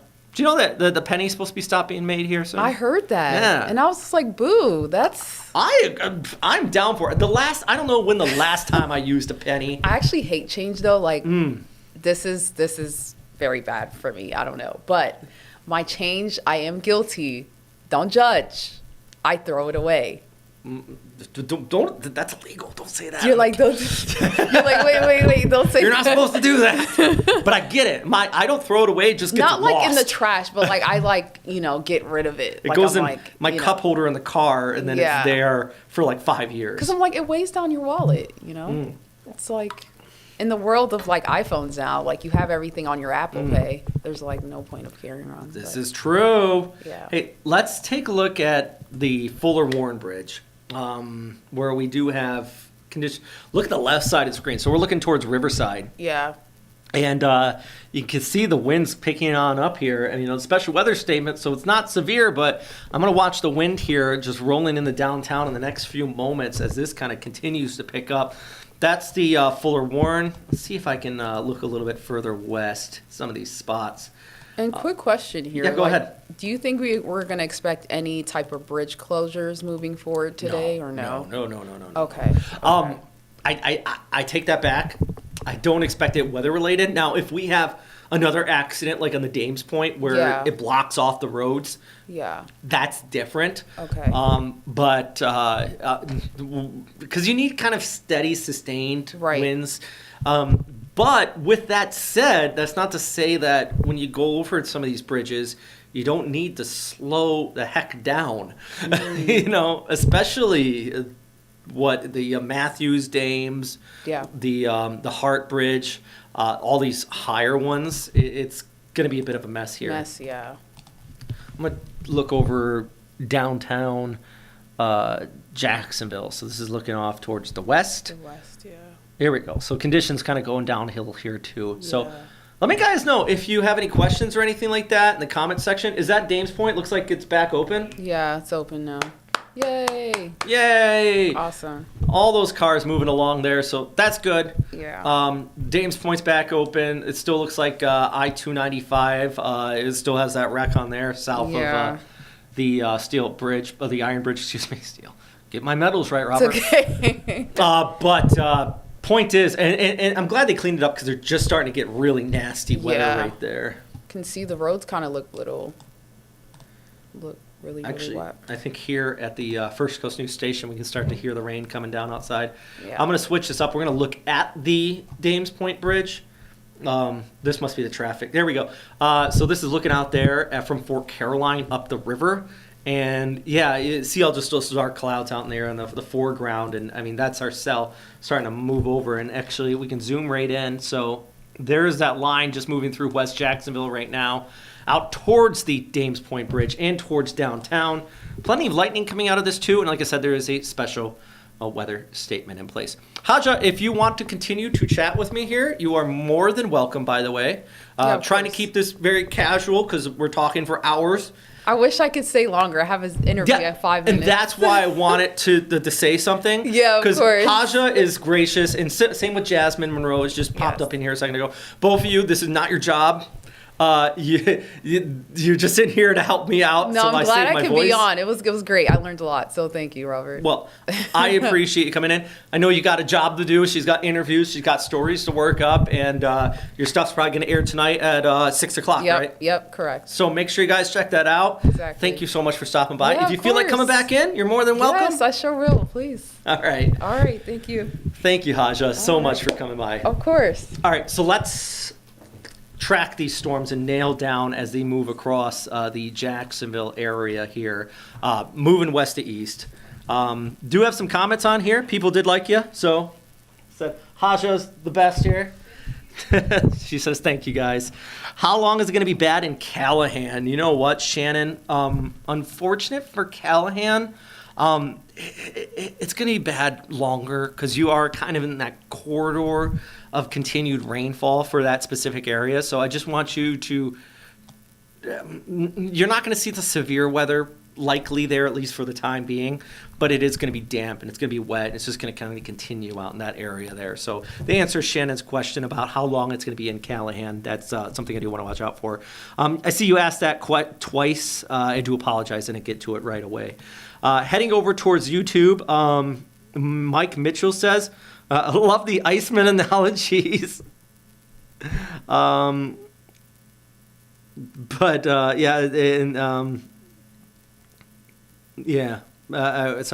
I have a jar at home, throw change in when there is a full take in a bank and deposit in it. I get that. We were talking about the penny and everything like that. So, sorry, it took me a moment to realize what you were talking about there. I forgot that we were talking about the penny just a few minutes ago. So, here we go. So, we got plenty of lightning just south of Jacksonville, and I do want to put this up. Okay, so let's take a look at strikes around the metro area, about 76 in the last 15 minutes. So you're probably hearing these kind of long rumbles of thunder out there. There's a lot of cloud cover, so it's going to echo. But what I do want to, excuse me, goodness gracious. What I do want to look at is kind of the cross view of our radar. So we're going to get a 2-dimensional or 3-dimensional look. And yeah, this is going up to solid 20,000 feet. So if you want lightning, you need about 20,000 feet of clouds. Because you just need that convection needs to interact with the ice crystals, separate those positive and negative atoms, yada, yada, yada, meteorology. So, these cloud tops are up there, but also I think we're getting some pretty decent upward vertical motion. It looks like just on the east side, I had another strike pop up while we were looking at this as it moves over downtown. Of course, right outside the First Coast News studio, we do have that big old radio tower out there, or communications, or whatever that thing's called. That I'm sure we might get a couple lightning strikes on that. It seems like every time we get a storm rolling over towards Jacksonville, we do. In fact, I'll try to pull up the downtown camera, and we can see this. That is Fort Caroline. I'm going to go over to downtown here. Let's go right here. Oh, my. Yeah. Okay. I'm saying, oh my, it's not up on the screen yet, but it's coming, friends. You can see this live looking out from Everbank. Woo, look at that. And our 2-box. I'm going to take a second to just appreciate this and take a cup of coffee. Oh. Woo.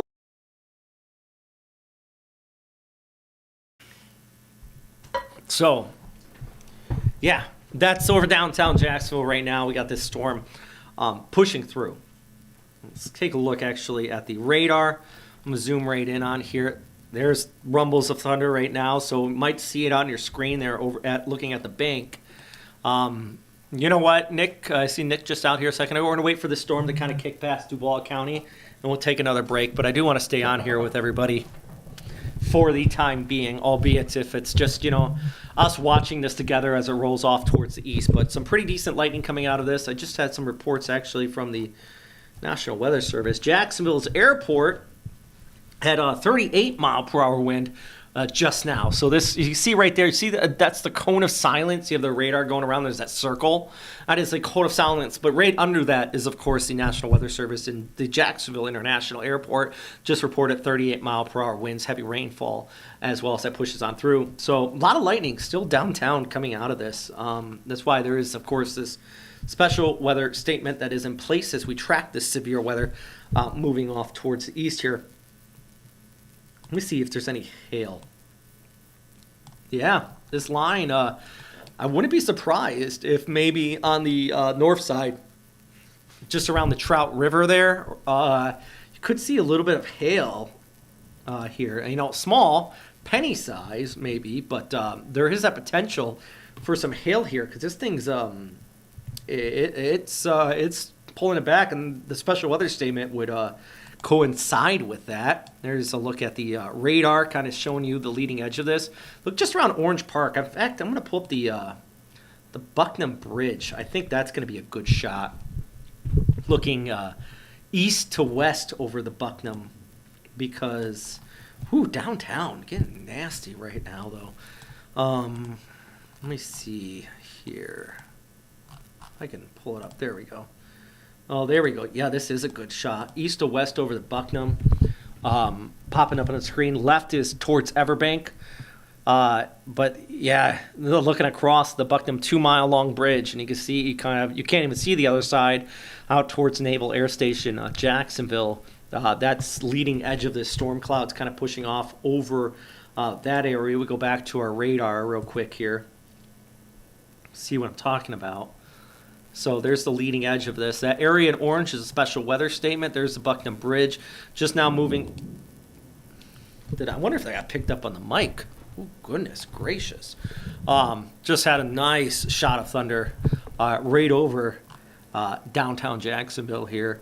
So that's the cameras looking east to west out towards those storm clouds moving across the Bucknam Bridge. I see a lot of cars on it, which is, it's going to get messy real quick. The Bucknam is on a good weather day. It's a rough drive. On a bad weather day, not going to be pleasant whatsoever here, pushing over there. I'm going to take some of your guys' questions. And if you got any reports, please let me know in our Facebook or YouTube page. Try to share this with you. And if you got photos, go to our First Coast News Weather Watchers page or use the Near Me function on the First Coast News app. Both of those are great ways to just share that information with us. And we can see, actually, on the Bucknam Bridge shot, you can see the roll cloud right there. See on the top of the screen how it's a little bit, you kind of see that texture right in there. That's a roll cloud, and the gusty winds on the leading edge of it. On the left of it, side of the screen, you got I-295 and Church Street there as well. Ooh, see that right in the middle? Did you catch that, Nick? Yeah, nice little lightning strike in the middle of the shot there. So it's that's some visual confirmation of what I'm hearing outside right now. We're gonna try to. Can you give me the Everbank Stadium? The camera for that, because I think it is rumbling pretty good out here right now.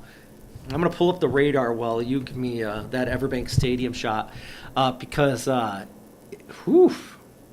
at that. That is, we are putting out all sorts of lightning here over downtown Jacksonville. Over the last 15 minutes, we've gotten about 100 lightning strikes there. I wonder if that's hail too. Ooh, goodness, or just some big fat raindrops. And there was a flash of lightning right on the screen, pushing through. So goodness.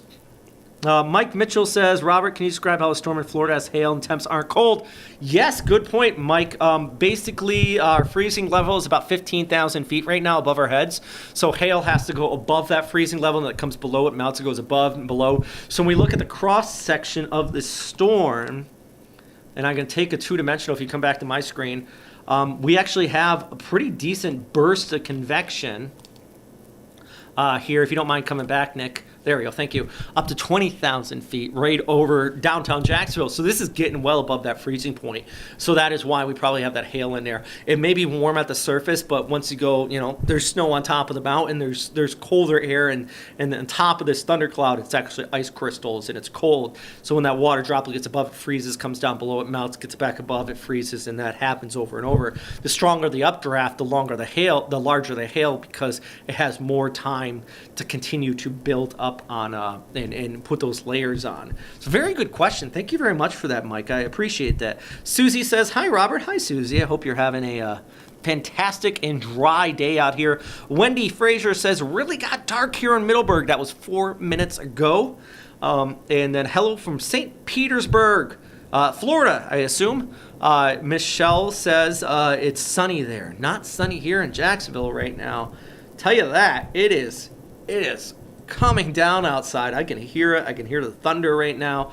Over, down. Ooh, look at that. That's the Bucknam Bridge right now.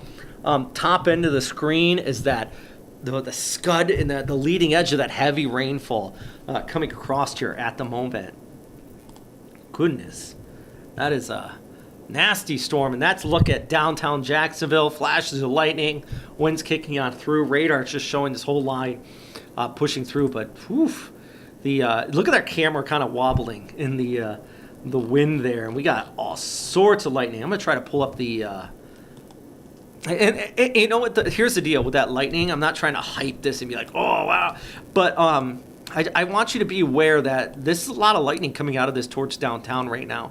So if you're in Arlington, for example, and you want to head outside or anything like that, it may not look that bad at the moment, albeit the rain's starting to pick up, but it is going to go downhill really, really quickly here in the next few minutes just because of this storm racing off there towards the east. This is a live look towards downtown, and I can't see it. Okay. I mean, you can see, but there's not much to look at.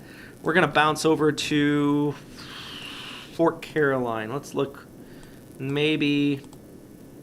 Oh my, okay, can't see nothing there. I'm trying to look around. A lot of our cameras, like for example, at the Dames Point Bridge, this is where we were watching that wreck earlier. This is a live look at the Dames Point right now. I'm trying to pop it up on your screen here, where it's, that's what it looks like. People got their headlights on, slowed right down on the bridge going across there. It is a messy. But then this is just towards the east of the Dames Point Bridge, and this just shows the stark difference between inside the storm and just outside of it. So if you're in Arlington, you're probably thinking, where is this? Because this is at Fort Caroline, where it doesn't look all that bad. Oh, look at the lightning right there in the middle of the screen, though. Everywhere I'm going right now, I'm seeing flashes of lightning on the screen, which, as a meteorologist, I love. Super cool to look at. But dangerous outside. I mean, look at that. Woof. That is putting it out. We're seeing a big burst of convection actually right over downtown right here. It must have tapped into the warm waters of the St. Johns River. And this is, let's see, where I made that box, 110 lightning strikes in just the last few minutes here. Take a look at the cross section of this. We're going to go right over downtown. So, yeah, see, look at that. Just burst almost up to 30,000 feet. I mean, that's, still a special weather statement on it. It's not severe, but it's packing a punch here, guys. And I wouldn't be surprised if we see winds at least up to 50 miles per hour with this as it moves off there towards the Arlington area. So let's actually go back right here. Oh, let's get that off the screen. That's old. Sounds like the rain already kind of tapering off with this specific line in the downtown, by the way. We're going to do here, let's go road by road. So here's up towards Beach Boulevard. Let's look at Atlantic Monument area right in there. Just passing right near Craig, starting to see some of those showers pick up there as well. Deerwood, it's going to be there in the next few moments, kind of coming over top of you. Out towards Jack's Beach, you're kind of getting the rain at the moment. You can see on the left side of the screen, there's Jack's Beach, but that is not the true kind of rough part of this storm. That is still a few miles out here, and your conditions go downhill. So if you're thinking, okay, it doesn't look that bad, I don't know what he's talking about. It's not there yet. Ask people in East Arlington or around the Arlington area towards downtown what we're talking about, because this is about 20, 30,000 feet. Got a lot of lightning coming out of it right now. Not severe, but it is pretty deep. Actually, let's pull up our velocity just around. I'm going to zoom right in. Let's see what we got for estimated winds. Just around US 1. It's that lighter color right there. Now, good news, I don't see any rotation on velocity. So we don't have anything that's looking tornadic. But yeah, right there, 30, 40 mile per hour winds. So there's a good gust front. But I think the big issue we have with this right now is the amount of lightning coming out of this storm cell. So let's go back towards Fort Caroline because this storm's running up the river here. And yeah, you can see there's the leading edge of this. This is pushing up the river. This is over towards Harbor Cove area there off of Fort Caroline Road. Yeah, here we go. Look at the gust front. Right, look at the water right in the foreground. You're seeing those sheets kind of push on, and that's that gust front, the outflow with this storm. As we watch this push up there, I'm going to answer some of your questions. Jacksonville Beach, I always stay there when I come every December to watch a Jags game, Michelle says. Well, thank you very much. Today is not a good beach day, so good news you're not there today. Somebody says they're out here in Yulee. Actually, I missed a couple comments here. Pouring in Yulee. There was a lot in just the last few minutes, in fact. Sorry, I'm not getting to all these. What time will hail start in Jackson, St. Augustine? So I don't think we're going to get hail in St. Augustine based on this cell right now. It's starting to kind of, by the time it gets out to your area, I'm not too terribly worried about it. But it does look like St. Augustine probably 45 minutes, you're going to start to see conditions like what you're seeing there at Jack's Beach move into your area. Good thing is football season is over. It will be a mess at the bank today, Michelle says, because, yeah, the Monster Jam was yesterday. And if you don't know Monster Jam, they bring in truckloads of dirt, obviously, so monster trucks can go zoom. There's my rendition of it. Andrew says, killing it. Thanks, Andrew, for jumping in here. Amanda says, what part of Yulee you located? I think they're talking to somebody else. Jacksonville Beach, I always stay there. Okay, I already read that one. And starting to storm in Mayport, too. That doesn't surprise me because that's a live look out here at Fort Caroline. So about a mile right up the road from Mayport. In fact, I'm going to pull up our Mayport camera. This is out at the Coast Guard station. So this is this currently Fort Caroline conditions going downhill there, and then we go over towards Mayport. That's the Coast Guard station. Hey, buddy on the boat right there. You better get going. They're driving into the storm. Bad move. I am curious to see where that person's headed. Look, this is right near the mouth of. So this is the Coast Guard station. They're driving away from the boat ramp. If my directions are right here, hopefully they're headed over towards the boat ramp off of Heckscher Drive because that's the only next one that they can kind of get off there. Because oh my goodness, that's not where you want to be. Because if you look a little bit just upriver where that boat was headed towards Fort Caroline, this is what it looks like out there right now. So don't be a boater on the ocean right now. How about that? There's my advice for today. You're welcome, guys. Goodness, I want to know where that gentleman was headed. Kelsey, thanks for pointing out starting to storm there in Mayport, though. Whoo! Look at Fort Caroline.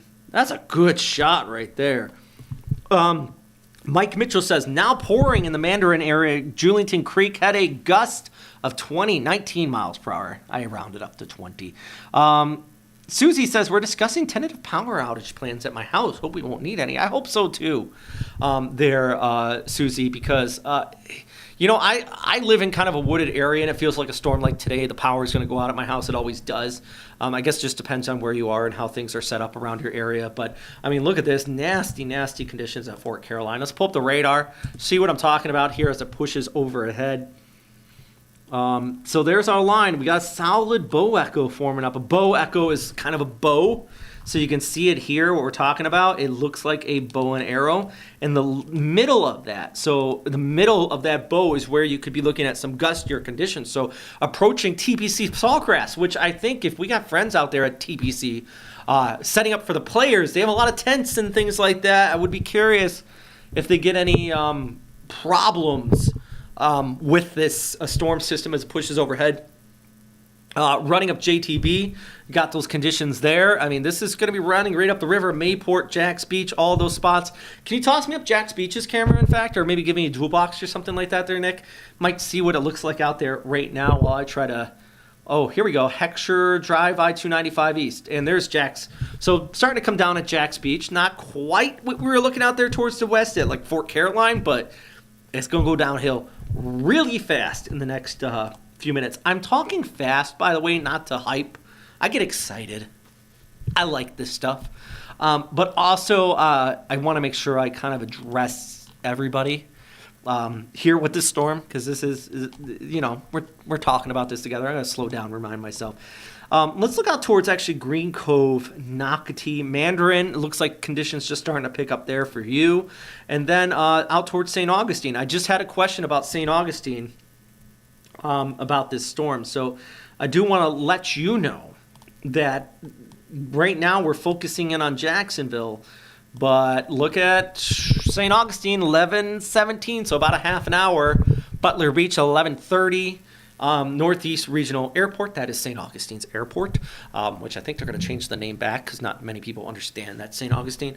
11:10 a.m. I don't know if they are, but there's been discussion about it. But this whole line, moving off there towards the east, special weather statement in place at this time with that one.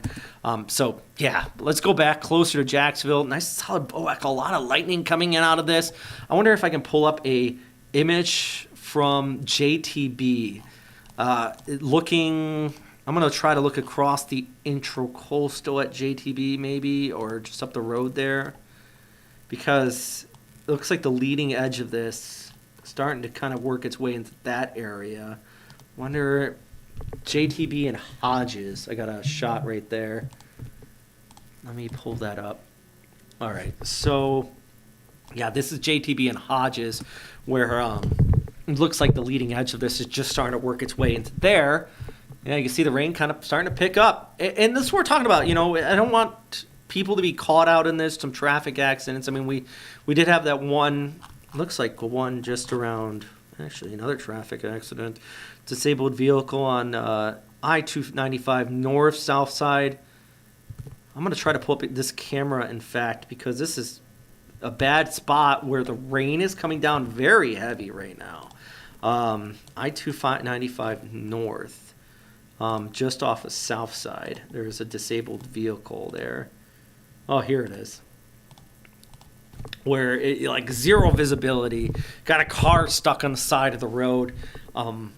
That is not where you want to be in these conditions there. That's I-295 and South Side Boulevard. So please, friends, if you're watching this, you're probably not heading outside. And if you're watching this and you're driving, please stop. But just if you're going to be heading out and you know these storms are coming, give yourself some extra time.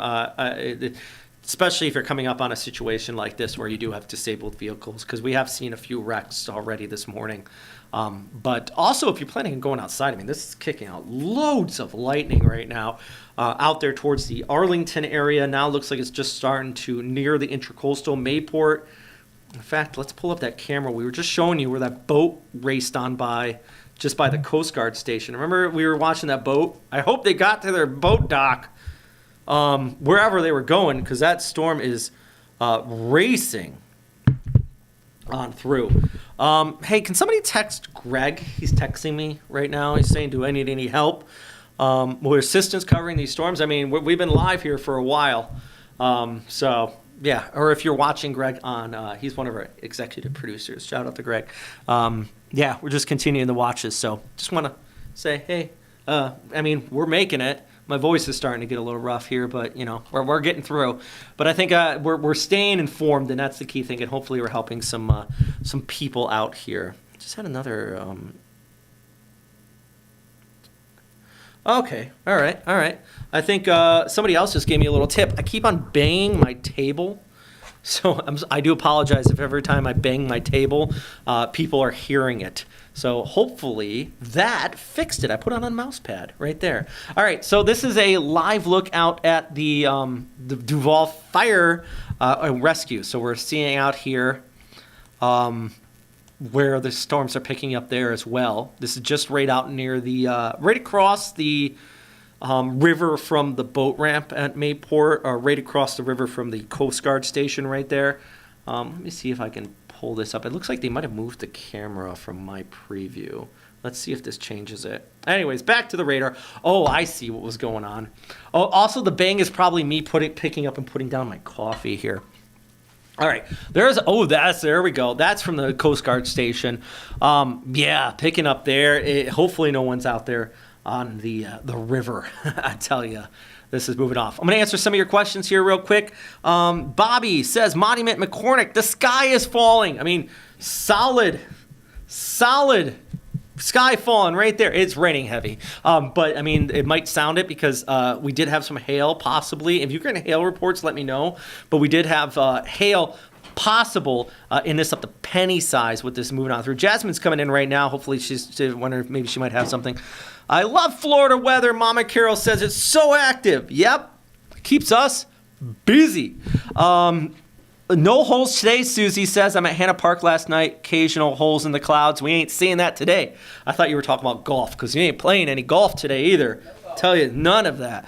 Looks like nighttime, Heather says, in Regency after that rain picked up there. I get it. These clouds are 20,000 feet thick. So that's thick.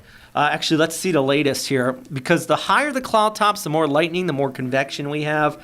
We're going to look at our two-dimensional look here. So we're pulling across the radar. Let's go side frame. Whoa. So as a meteorologist, I'm looking at this and I'm going, whew, okay, hold the phone. See that little shot, the higher cloud top right there in the middle? See how that jumps up to about 25, nearly 30,000 feet? That is why we have hail possible within this, because these cloud tops, so this burst right there. Let's see if I can actually draw on this. It won't let me go two-dimensional on the arrow. But you see where I put that arrow, and you see where you have that darker red shooting right up there? That is that convection flaring up. And then look on the ground, all the lightning right around it too. So we got a lot of lightning kicking off in this because this is getting a nice little burst of convection before it gets out there towards the coast. And as I was saying that, that's funny. As I was saying, this is getting a nice burst of convection and intensifying. The National Weather Service says, yep, we have a severe thunderstorm warning now until 11:15 a.m. for Duval and St. Johns County. Looks like that's stretching all the way out towards Volano Beach from Ponte Vedra, out there towards Durban. That includes Nocatee here, Mandarin, Ponte Vedra, south end of Jacksonville Beach. We're getting a nice shot of convection flaring up in the inner core of this storm system. Let's pull over the hail, see if we got any hail kind of being estimated on radar. And yeah, I see it right there. That's that darker area. Whoa! Is that Jack's Beach? Barely. Wow, Jasmine's in here right now. Jasmine, what do you got for me here? You got some new information? Yeah, we just have some accidents to tell you about. So our manager's calling in and making sure everything's good. I think you probably need a water break. Probably you've been talking for a mile a minute. And I've been talking about it, and I do want a nice water break, but I want to get through this line right now. But thank you. But you talk. Yeah, no. So one of the accidents we do have to tell you about is a crash, of course, in Duval County. That's still on I-95, the southbound. So it went from one shoulder being blocked off to now two shoulders being blocked off on Myrtle Street, and that's the Iron Bridge. So it was updated around 10:30, and I'm taking a look at the pictures, and you could still tell some of the traffic is being backed up over in that area. But just to describe some of the area, we're taking a look at Jack's Beach. That's right there on the pier. You fish out there, and those are the areas you can see those flags just swaying in the wind. because of this severe weather that we're dealing with. Robert, you've been talking about this throughout the morning. We prepped them yesterday. We told them some of the activities and events had to be rescheduled due to this severe weather. Today, there are also, what other event is happening? The Monster Truck Show was happening yesterday. Today, I think the big one that could be impacted is the Celtic Festival. Ooh. Yes. Did And you just mention this one? This is the Trout River. This is something new. I think this is, I can't see if that is the crash. The sign is blocking that. Hopefully they could shift it. But you do see them making sure everyone is going over into the right-hand lane. So that's down to one lane right there on, I can't tell what, this is I-95, Yeah, this is 295 on Trout River. Southbound. So if you are taking that into your destination, you probably want to get off at Tallulah? That Edgewood Avenue right there on 357. No, that's fine. But again, like we're talking prepping yourself for the road. You know, if you have to be outside today for a real reason, a specific reason, an important reason, you just want to give yourself enough time. Schedule that time in just so you're not driving aggressively on those roads. You're going to be avoiding a lot of things. Debris out on the roads. I know taking I-95 in, there were several different cones in the road. The bottom of those barrel cones were in the road. So you want to make sure, because those are things that you typically don't see because they're black on the roadways and you just simply ride past it, then you see someone trying to veer off at the last minute. Those are the things this morning that I drove in on my ride into work this morning is what I got a chance to see. So to see those things out on the road early this morning before the rain even got here is definitely worries me for those rides in and those commutes into wherever you're going today. I want to say work. Some people do have to work on a Sunday. Hello. Hey, just taking a look. Go ahead. Yeah, I just wanted to jump in on this. And if we throw up the radar, just to remind people that we have a severe thunderstorm warning in place. And I only say this because it just made me think about, you're talking about like cones and tree limbs down earlier, but now this particular storm, winds estimated now moving to the Nocatee area.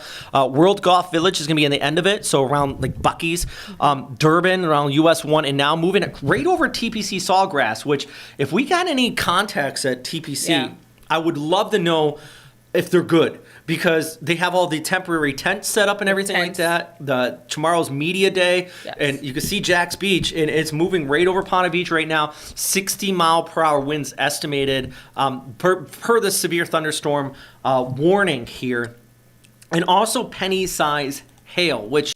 And what's the description? I know that you have the list of, you have the dime, the quarter, the penny. The impact of that hitting your car, no matter what, is a great impact. And whether it's a small dent or a big dent, it can affect your car. So if you do have a garage, you can pull your car into the garage today, or parking in the parking lot versus parking out on the street if you can. And this is actually current estimated wind. So this is based on radar velocity. I'm trying to pull up. Wow, look at that, 60 miles per hour, pushing right over Palm Valley there. So we're talking about right around Michler's Landing, down through Nocatee there. Actually, let me try to move this a little bit down. And so next, that is moving fast right along the Guano Reserve, I believe that's how you pronounce it. 81A, World Golf Village, Bucky's area. They're going to, actually I'm going to try to pull up, if we have a camera there? Or we have another crash to tell you about on Oh, yeah, please. And then I'm going to pull up that camera right there on 295. Where's the crash at? Yes, as you're working on that, Duval County I-295 southbound between mile marker 15 and 14.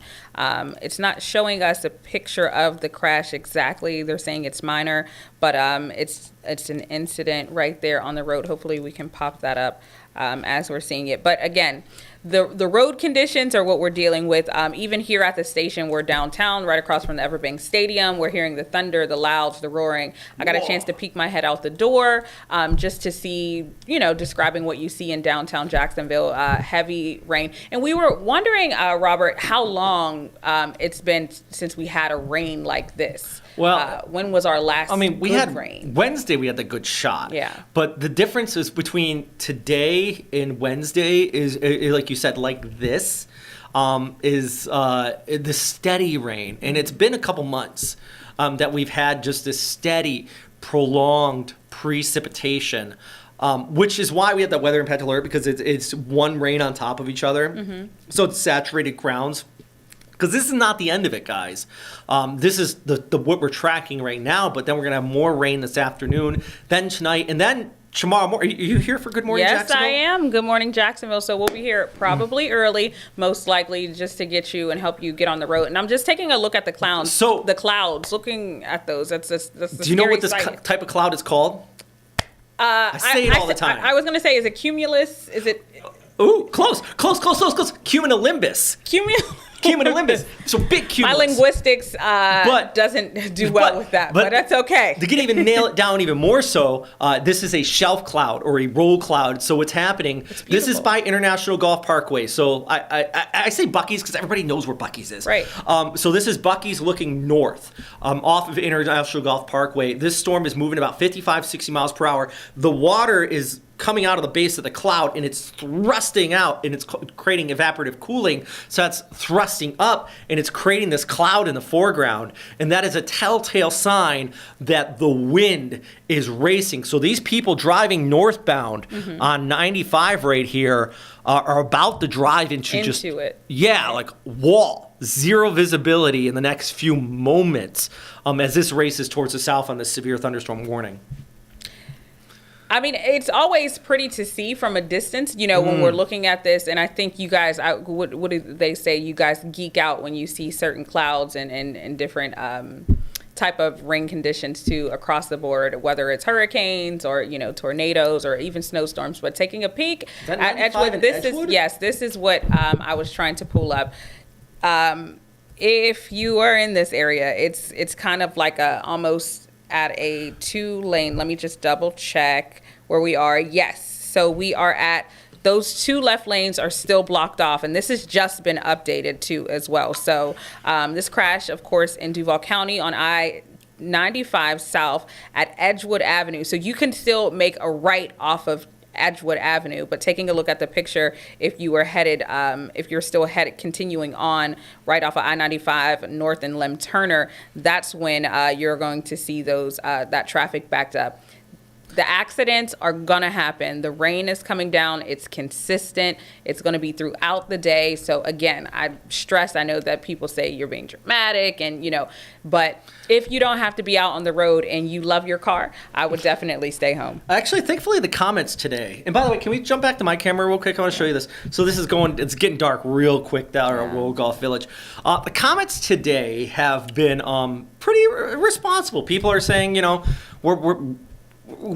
I'm trying to level with people saying, this is not a tornado warning at this moment, but you want to be smart, and hopefully we're helping a few people out today from making bad decisions. How quickly can this turn? Because I've seen it here. I've seen whether you guys step out for a second, go get coffee, go to the bathroom, and you come back, and you can tell because you guys, they have their watches on, folks at home. I just have to tell you how updated our meteorologists are here at the station. They're constantly updating you on the latest information that you need to know so you can stay safe, but it can happen in a matter of seconds, a split second, I should say. Yeah, and we don't need a tornado warning to get some damage here. And I pulled up this velocity because that gust front now moving offshore south of Ponte Vedra, which I am still very curious if we've got any reports out of TPC.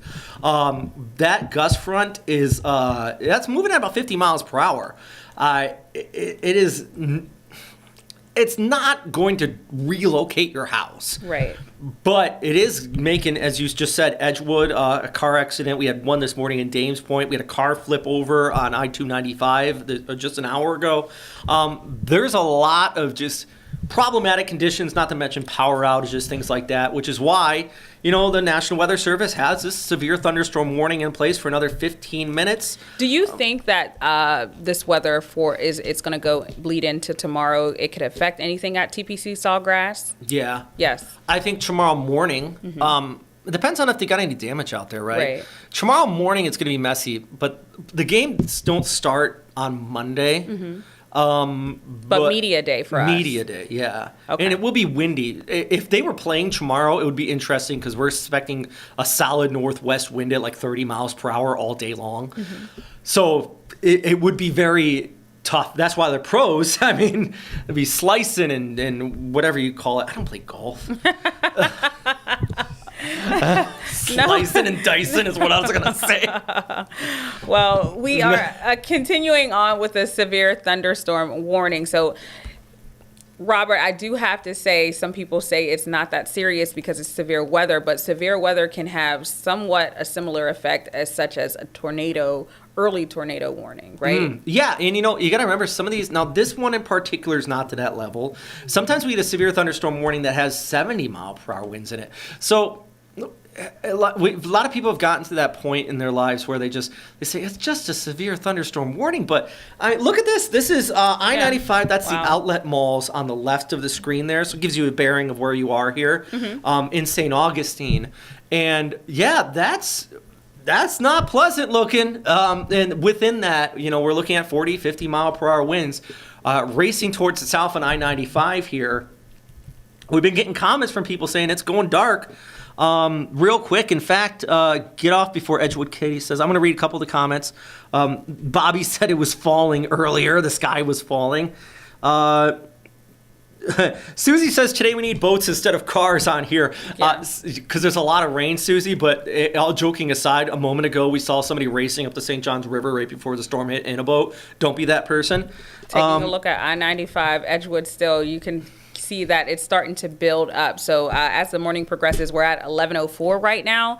And just about, 20 minutes ago, it was just down to 2 lanes. It's still down to those 2 left lanes are blocked off. And these are accidents, crashes to tell you about. No word yet on if there's any injuries in this, but I can see someone standing outside of the car right there in the left-hand lane with an umbrella. Right below the sign says Zoo Parkway, and I'm going to publicly shame somebody. See that truck racing up there? They're like passing everybody, zooming in and out of traffic. Yeah. Like, don't be that person. I see people racing up, and then they're slamming their brakes at the last second. These roads are wet. Right. Like, that's definitely something you want to just, of course, hydroplaning is a thing during this time too as well. Just give yourself time and space. Prepare early for today. If you have to be somewhere by 2 o'clock today, just make sure you put an extra hour or 30 minutes onto your drive time. Where, as you can see, the police are right there on the road, right off to the left-hand side. I'm just trying to see. We can't quite zoom in because these are Florida 511's cameras. But as we're taking a look, we're seeing some of the people who probably were inside of that car standing outside of it and probably assessing that situation and that incident, that accident. So again, no word yet on any accidents or crashes. I know the Dames Point Bridge was closed for about 2.5 hours. That's my guesstimate. Since this morning, it is now reopened on the Dames Point Bridge, but that accident was quite extensive. It was multiple cars in that accident this morning. We had an accident on the Iron Bridge too as well.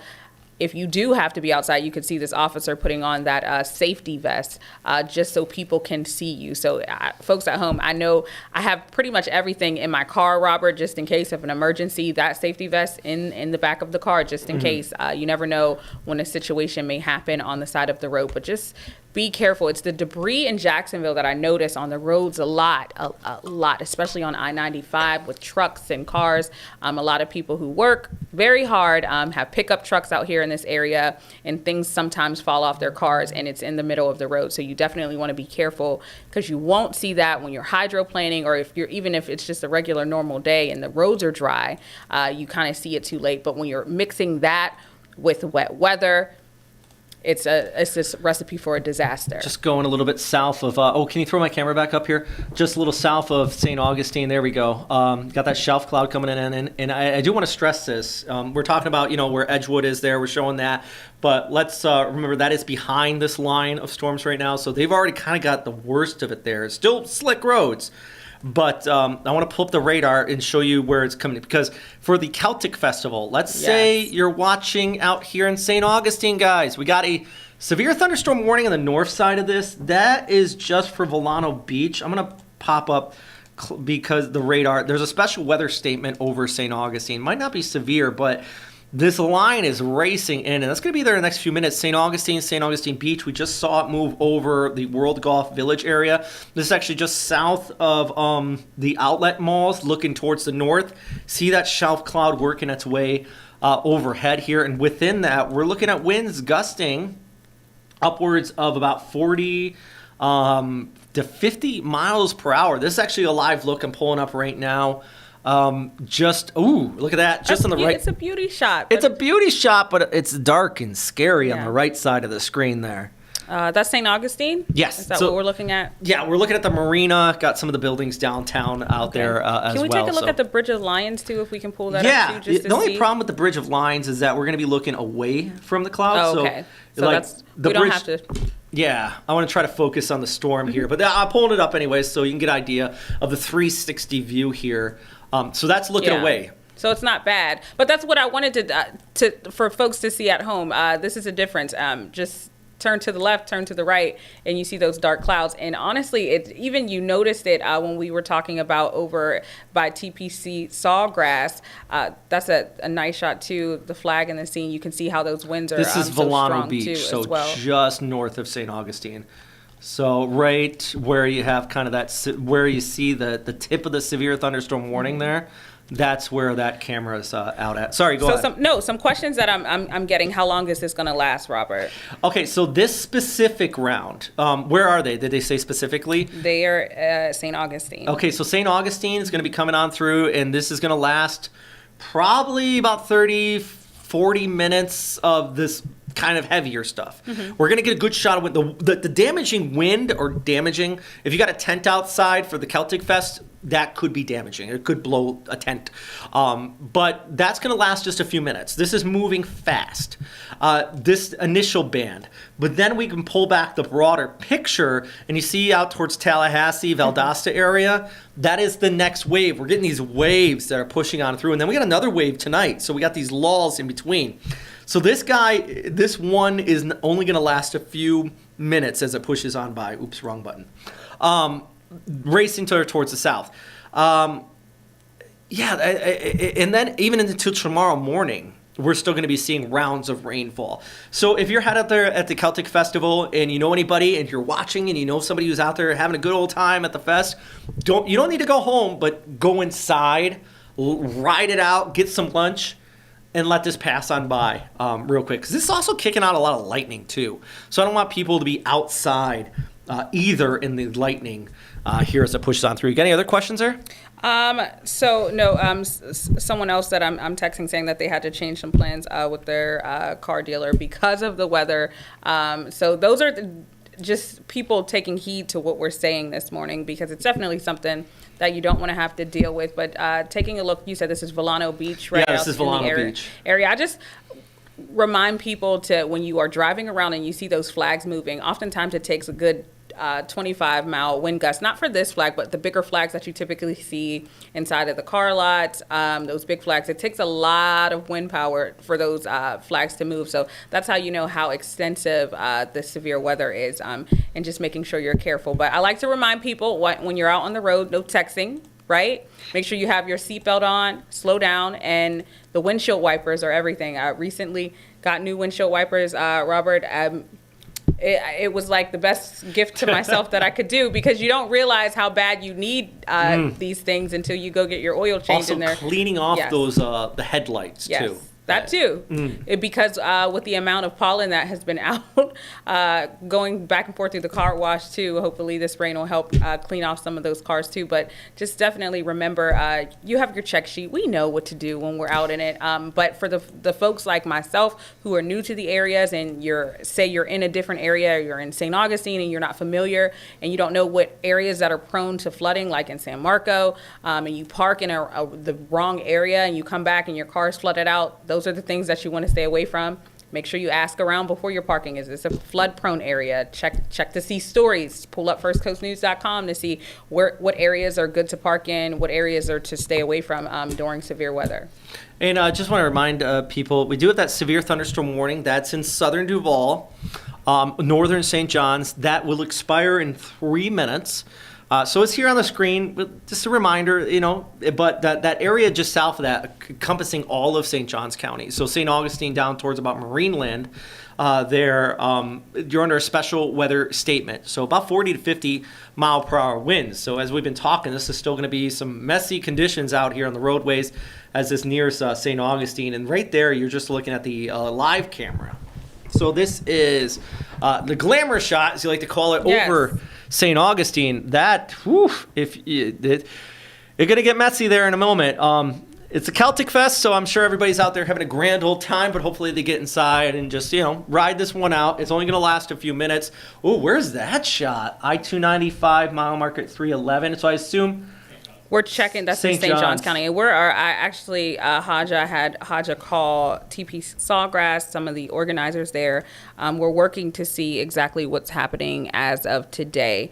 I'm getting some people are asking me, are they moving things indoors at TPC Sawgrass?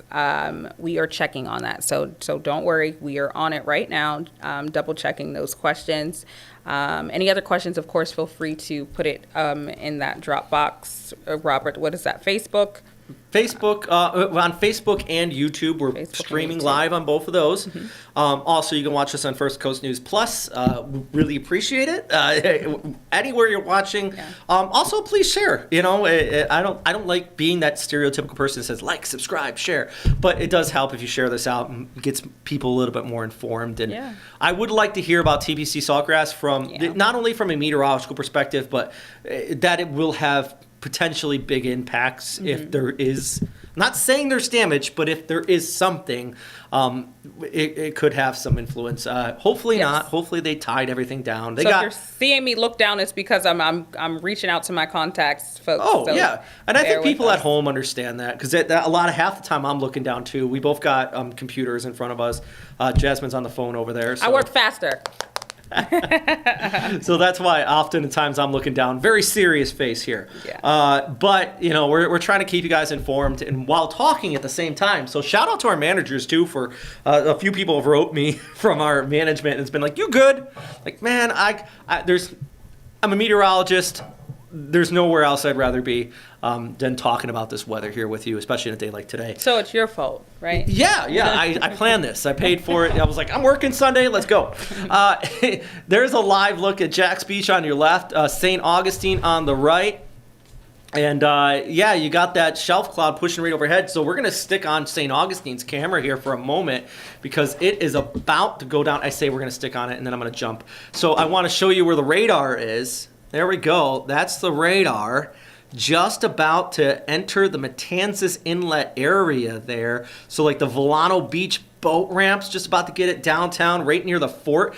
Nick, I don't know. Can we pull up the fort camera in here? And on air. Oh, man. It would be nice if we could pull up the camera at the fort because on air we do have that access, but we don't have in this particular studio. We have two different studios where we do the news and then we do our live streaming in here. But here we go. So this is right next to the Bridge of Lions. The Celtic Fest going on right now out there in St. Augustine. Shout out to the oldest St. Patrick's Day parade in the country. That was yesterday, thankfully. Today, it would be a messy day if it was here. 11:15 a.m., by the way. And I want to remind, if you're just jumping on to the stream, shout us those comments, those questions. Today is a weather impact alert day. That's what it says on the bottom of the screen. We're tracking the severe thunderstorms that have been moving across the First Coast. Goodness, hey, can you drop the lower third? Okay, guy. Hope that person gets out to their boat real fast. Sorry, I just saw that. That caught my eye. Somebody, it looks like they're probably anchored just offshore and they're trying to get off to it. Anyways, you can pop it back up now. I was curious if that was a little boat there. So we issue these not as hype or anything, but today we've had some decent storms and we've had good engagement. A lot of people talking here on this stream. Truly appreciate you guys' feedback. Hopefully we've helped a few of you out today. Like I've said in the past, we don't get paid more if more people watch. Our goal is to make sure you're staying safe and informed. And at the same time, from a point of view of me, is we get to kind of geek out a little bit as we watch these storms work their way across the First Coast. So I always appreciate the feedback. Jasmine, you got something? Yes, I do. I've got some great information for folks out there who are headed out to TPC Sawgrass. You definitely want to listen up. There's one event that's happening today. It's a mothers-to-be baby shower that should be happening around noon today. So this is just coming into the newsroom. They are just moving that indoor. So it is not canceled. It's just moved to indoor. So if you were headed out there to the area, still play it safe. Still be careful. No cell phones. I say even turn the music down when you're driving in these conditions. Even taking a peek outside of the window here in downtown Jacksonville, the rain is still coming down consistently. But again, TPC Sawgrass, a mothers-to-be baby shower event is happening still. It's not canceled. It's just being moved indoors, and that's happening around noon. So that's information that just came into our newsroom. So we do appreciate that. We spoke to the PR person over there, and Hodges just texted me some more information on it. We are thanking PGA Tour, Public Relations Outreach. They moved it indoors. The players will partner with the nonprofit Operation Shower to host a special baby shower celebrating military moms to be. So that was happening, or is still happening, at noon today, from noon till 2 p.m., but that's just moved indoors. So that's all we want to get out there. Folks, if you have anything else, any other questions, we do love to get them because we can answer those questions quickly for you. So just spread the word that it's just being moved indoors so you can still head out there. Lewis says, is this late news or news? This is a live stream here at First Coast News. We were just trying our best to keep you guys informed. I've been here since 3 a.m. or whatever time it is because the clock's changed. We're just trying to keep you informed here, and that's the goal. 24 hours news. This is a live look at the Castillo de San Marco. Did I say it right? Castillo de San Marco. I always say it wrong. Okay. But anyways, I see some people running. You have to say it fast. Castillo de see, I just messed it up. But anyways, the Matanzas Inlet right there in the background. It looks like you can see the Spanish flag just blow. No, that's a Florida flag. Excuse me. Goodness gracious. Blowing in the wind there. It's okay. Got to get it right. But this is the leading edge of this strong thunderstorm. Carol says, just yuck. These are the comments I'm getting over here. Just yuck. But yes, I get what you're saying here. This is messy. It's going to go downhill real fast here out at the fort in St. Augustine. Yeah. Susie says, not nice for Mother Nature to give us this weather when we already lost an hour of sleep. Darn right, Susie. True. I hear ya. Goodness. And Heather Smith says, all quiet here now in Regency, but there is still the wind. I do want to remind you that it may be quiet at the moment, and hopefully we get a nice little break here midday, but more weather is on its way. Is that I thought that was a bird in the middle of the screen. It's a flag blowing. It's like that bird ain't going nowhere. It's because it's a flag. This over downtown St. Augustine, by the way, both of these shots, one at the marina, by the Bridge of Lions, which I think I'll pull up the Bridge of Lions. You were just asking about that a moment ago. Let's see what it looks like looking at the bridge now. Sorry, I'm going to head out. Oh, you're taking off? All right. Yes. Well, thank you again for the update at TPC. So what was it again? You said there was... TPC Sawgrass Military Moms to Be. It's just moving indoors. So nothing has been canceled. Nothing canceled as of right now. Thank at this very second. Jasmine, thank you so much for jumping in here. I truly appreciate it. If you guys hear anything else, just scream. We'll try our best to keep you guys informed. They're texting me along the way, so I'm answering questions along the way. Thank you. And Jasmine doesn't need to be in here. She's working on her own stories and everything, so I truly appreciate you coming in and talking a little weather with us. This is a live look. That's out by the Matanzas Inlet, and usually this looks at the Bridge of Lions.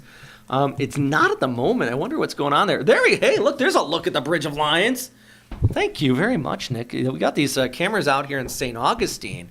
Love these. Usually you can see the lighthouse off in the distance. Not today, but look at the flag on the right side of the screen. Thankfully, I'm not seeing anybody out there walking around, so hopefully the very obvious shelf cloud that was rolling at them sent people inside. Sometimes that's not the case, guys. Sometimes you're like, Jesus, can you all just go inside. This is rolling past St. Augustine, though. Let's pull up a camera a little bit further towards the south. Hastings, just about to see it work its way over towards you guys. Ooh, nice. I'm trying to see if... Oh, and Palatka as well. Whew, look at Palatka. Let's pull up their shot. Palatka is just about to pass over you. Like I said, I love you guys out here in Palatka. One of my favorite towns to go visit, right there on the river. This is a live shot, though, over the marina in Palatka. It is going right now. Let's zoom in. Let's see if we got a little bit further towards the west. So this is just the west side of Palatka out here. Let's see if I pop up the camera. Might get more of those. So this is just a mile or two to the west there, and I'm sure conditions are about to go downhill here as well. This is Jeffrey Smith Elementary, so that's where this camera is coming out of. And then we go back towards Putnam County EOC. So that's actually the Putnam County Emergency Operations Center we were just looking at there a moment ago. It looked like it was right on the river. That's interesting. Or unless, did you put up a camera there? Earlier. Oh, here. Okay, so what we were looking at, where was that on the river there? What was that shot? It's 312. Oh, okay. All right. US 1. US 1. Okay, gotcha. So this is right over Palatka. This is their emergency operations center right now. Not looking too great, I'll tell you that. Let's look over towards I-295. So this is due west of Marineland, where this line is rolling on through. Another look at the nice solid shelf cloud starting to enter into that area too. And we go back to our radar. We're continuing to track these storms as they're shifting towards the south. Got a email about a fatal collision in Middleburg. Let me read this before I share any incorrect information. And this is the vehicle is traveling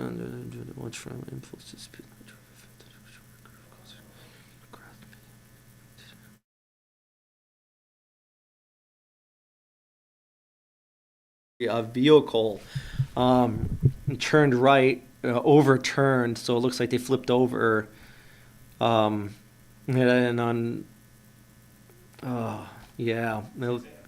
6 a.m. So that was this morning. Okay. All right. So you'll probably see about that at the 6 o'clock news. I'm not going to read too much about that, but just because I want to make sure I get it right. I'm a meteorologist. I don't want to report about a fatality here. But, it's bad out there today, guys. So let's make sure we're staying safe on the roadways. Heart goes out to family involved in that. Back to the weather, though, and we'll make sure we're going to try to keep everybody safe here. Got a little notch there, just around St. Augustine. I'm curious about that. Let's pull up the velocity. And I'm going to only stay with you guys for a few more minutes here, and then I don't see any rotation. That's good. Once this gets to the southern end of St. Johns County, I'm going to pull back the picture, and we're going to walk through all of this one more time, and then we're going to take a nice solid break here for a little while after the storm kind of moves off there. But looks like Butler Beach, Marineland, it's coming up on you pretty soon. Hastings as well. Conditions are going to start to go downhill there for you. Let's actually pull up the Marineland camera. Ooh, oh, yeah, the gator. I love my favorite camera here is the gator camera at the alligator farm. It is always gives me a good little chuckle just seeing those guys out there doing their thing, being alligators. And also the most Florida camera we have, right? And over the gator farm over St. Augustine, of course, heavy rainfall falling right now. But over downtown St. Augustine and let's say World Golf Village, already starting to see some improvement. So this is not lasting terribly long, but you can see the leading edge of this. This is on I-295 just west of Marineland, starting to see conditions go downhill there. But then we look back towards, let's go back towards the north over downtown Jacksonville real quick and on the camera, and I just want to show you it's a far cry from what we're seeing further towards the south. It ain't beautiful yet, and it's not going to be today. Today is just going to be rough the rest of the day. We kind of have those stratiform clouds out there in the backside of this. Let's actually now that we're continuing to watch this, I'm going to take a broader look here before I lose my voice and talk about, what's going on. Because we still have this special weather statement with this storm that we have been tracking this back towards Valdosta. Over Jacksonville, still seeing a little bit of rain. But we have this break on the backside of it. It is not over yet. Because you look towards the west, look at Valdosta, Tallahassee, another line of storms. And then we might see some daytime heating in the midst of this that could flare up another round on top of that, which is why there's a flood watch in place across the entire First Coast due to the repeated rounds of rain. We had one around 7 a.m. We got this round coming through right now. We're going to have another round this afternoon and probably another round this evening. So yeah, that's why we have throughout the day here today and heading into tomorrow morning a weather impact alert in place for widespread storms. Make sure the First Coast News app handy. If you're watching on Facebook or YouTube, download the First Coast News app because you will get push notifications. One, if we go live, if you like me talking here, I suppose. But also you're going to get push alerts on severe thunderstorms and things like that if you start to develop over our area. This is looking ahead to, this model probably not handling this too well because it's initializing that storm towards the north. But let's look ahead a little bit later in the evening because it does pick up on another round by this afternoon through the evening, pushing across our area. That could produce, and I think this one is going to produce another round of potentially severe storms later on tonight. So closer to sunset and just after sunset, we can see that moving through. And then this is 4:30 in the morning tomorrow, so this is in time for your morning commute. We're going to have the actual low pressure area in the front move through. That's going to bring that chance of some storms flaring up just in time for Good Morning Jacksonville. So we're going to be tracking it there as well as this pushes on by. So we still have, after this shot that we're tracking across St. Johns and Flagler County, we got more rain in our forecast, more storms. There is still that chance of some severe weather. And especially heading into this evening, there is that chance maybe of some tornadic activity. What am I looking at? I see 10 and 17? Jacksonville. Oh, yeah. So this is right downtown, isn't it? And this looks like another car wreck, guys. I do not like that. I'm going to pull it up and let's see. Goodness. This is actually, you can leave that up on the screen. What I'm showing right now is the actual, we're going to pull back the picture here. Yeah, so it looks like, a little bit of backup there. This is 1017 right in that area. We got some rain falling. The roads are slick, friends. You don't need to be in a severe thunderstorm warning to have slick roads. And this rain is going to be pretty persistent through the rest of the day. So another person on top of the news we just had of the fatality this morning in a traffic accident. Then around 8, we had the Dames Point was pretty much shut down on the northbound. There was one lane open due to a traffic accident there. We just also had a rolled over car on 995 south of the Iron Bridge here about 2 hours ago. That's been since cleaned up. It's accident after accident after accident. And just be smart, be safe. You can't drive the way you normally drive out there on the roads today. Slow down. Still more rain here over the next few hours heading into this evening. And the other issue is the training that we're going to see. So we're looking at one round of rain after another. Think of trains on a train track. And that's why we call it training. So let's say these arrows are train carts. It's one after another, so it's just going to continue to saturate the grounds and it could continue to bring that heavy rain and that threat of flooding, which is why we continue to look at that threat of flooding today. Let me talk about some good news. When's it going to be better, Robert? Stop being so pessimistic. Tomorrow afternoon. Tomorrow morning, we still have a weather impact alert in place to about 11 o'clock. Tomorrow afternoon, we'll start to see some improving conditions. It will still be windy, though. Some gusty winds out of the west, 30, 35 miles per hour possible here with the gust. In fact, you know what I'm going to do? I'm going to pull up one of my graphics here that show us the wind model forecast. So this is just one model. But so here we go. So this is through the rest of today. And then heading into tomorrow, we get our low pressure area kicking on by. And look at this. This is by tomorrow night. So Monday, 5 p.m. This steady northwesterly wind. There's no rain, probably sunny, but there's going to be this steady winds at about 20 to 30 miles per hour across the First Coast. So, there's this whole storm system has layers.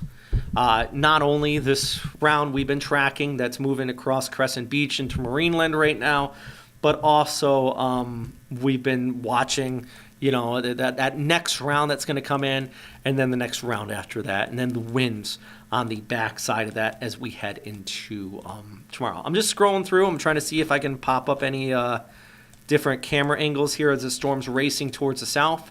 And I think in a few minutes, I'm probably going to take a break. We're still going to be streaming live here. So, you don't have to go anywhere. We'll still have a radar going and all that good stuff.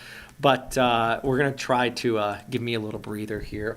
Big shout out to everybody who has been helping. I actually just got a push notification from somebody. Let me see. What did Sally just send me here? Something interesting. By the way, that's the shelf cloud on the top side of the screen. Yeah, okay. Yeah, she's told me about the I-10 and McDuff Avenue right lane blocked there as well. So it's another impact. I'm going to try to read through some questions real quick before I sign off here. I don't want to leave anybody hanging out in the cold here. Great job, Jasmine and Robert. Bobby, Super Scion, love your name, by the way, just absolutely fantastic. Jumps in here, and you know what? Extra shout out to Jasmine and also Haja for jumping in here. My voice is starting to get it. I can feel it. They came in and just even talking for a little bit about traffic and just shooting the banter here back and forth. It makes my life easier. Diane says it's cold in Rochester, New York. Diane. Yes, that's why we live in Florida. And Bobby says, thanks for all what you guys do. Thank you very much, Bobby, again, for jumping in on here.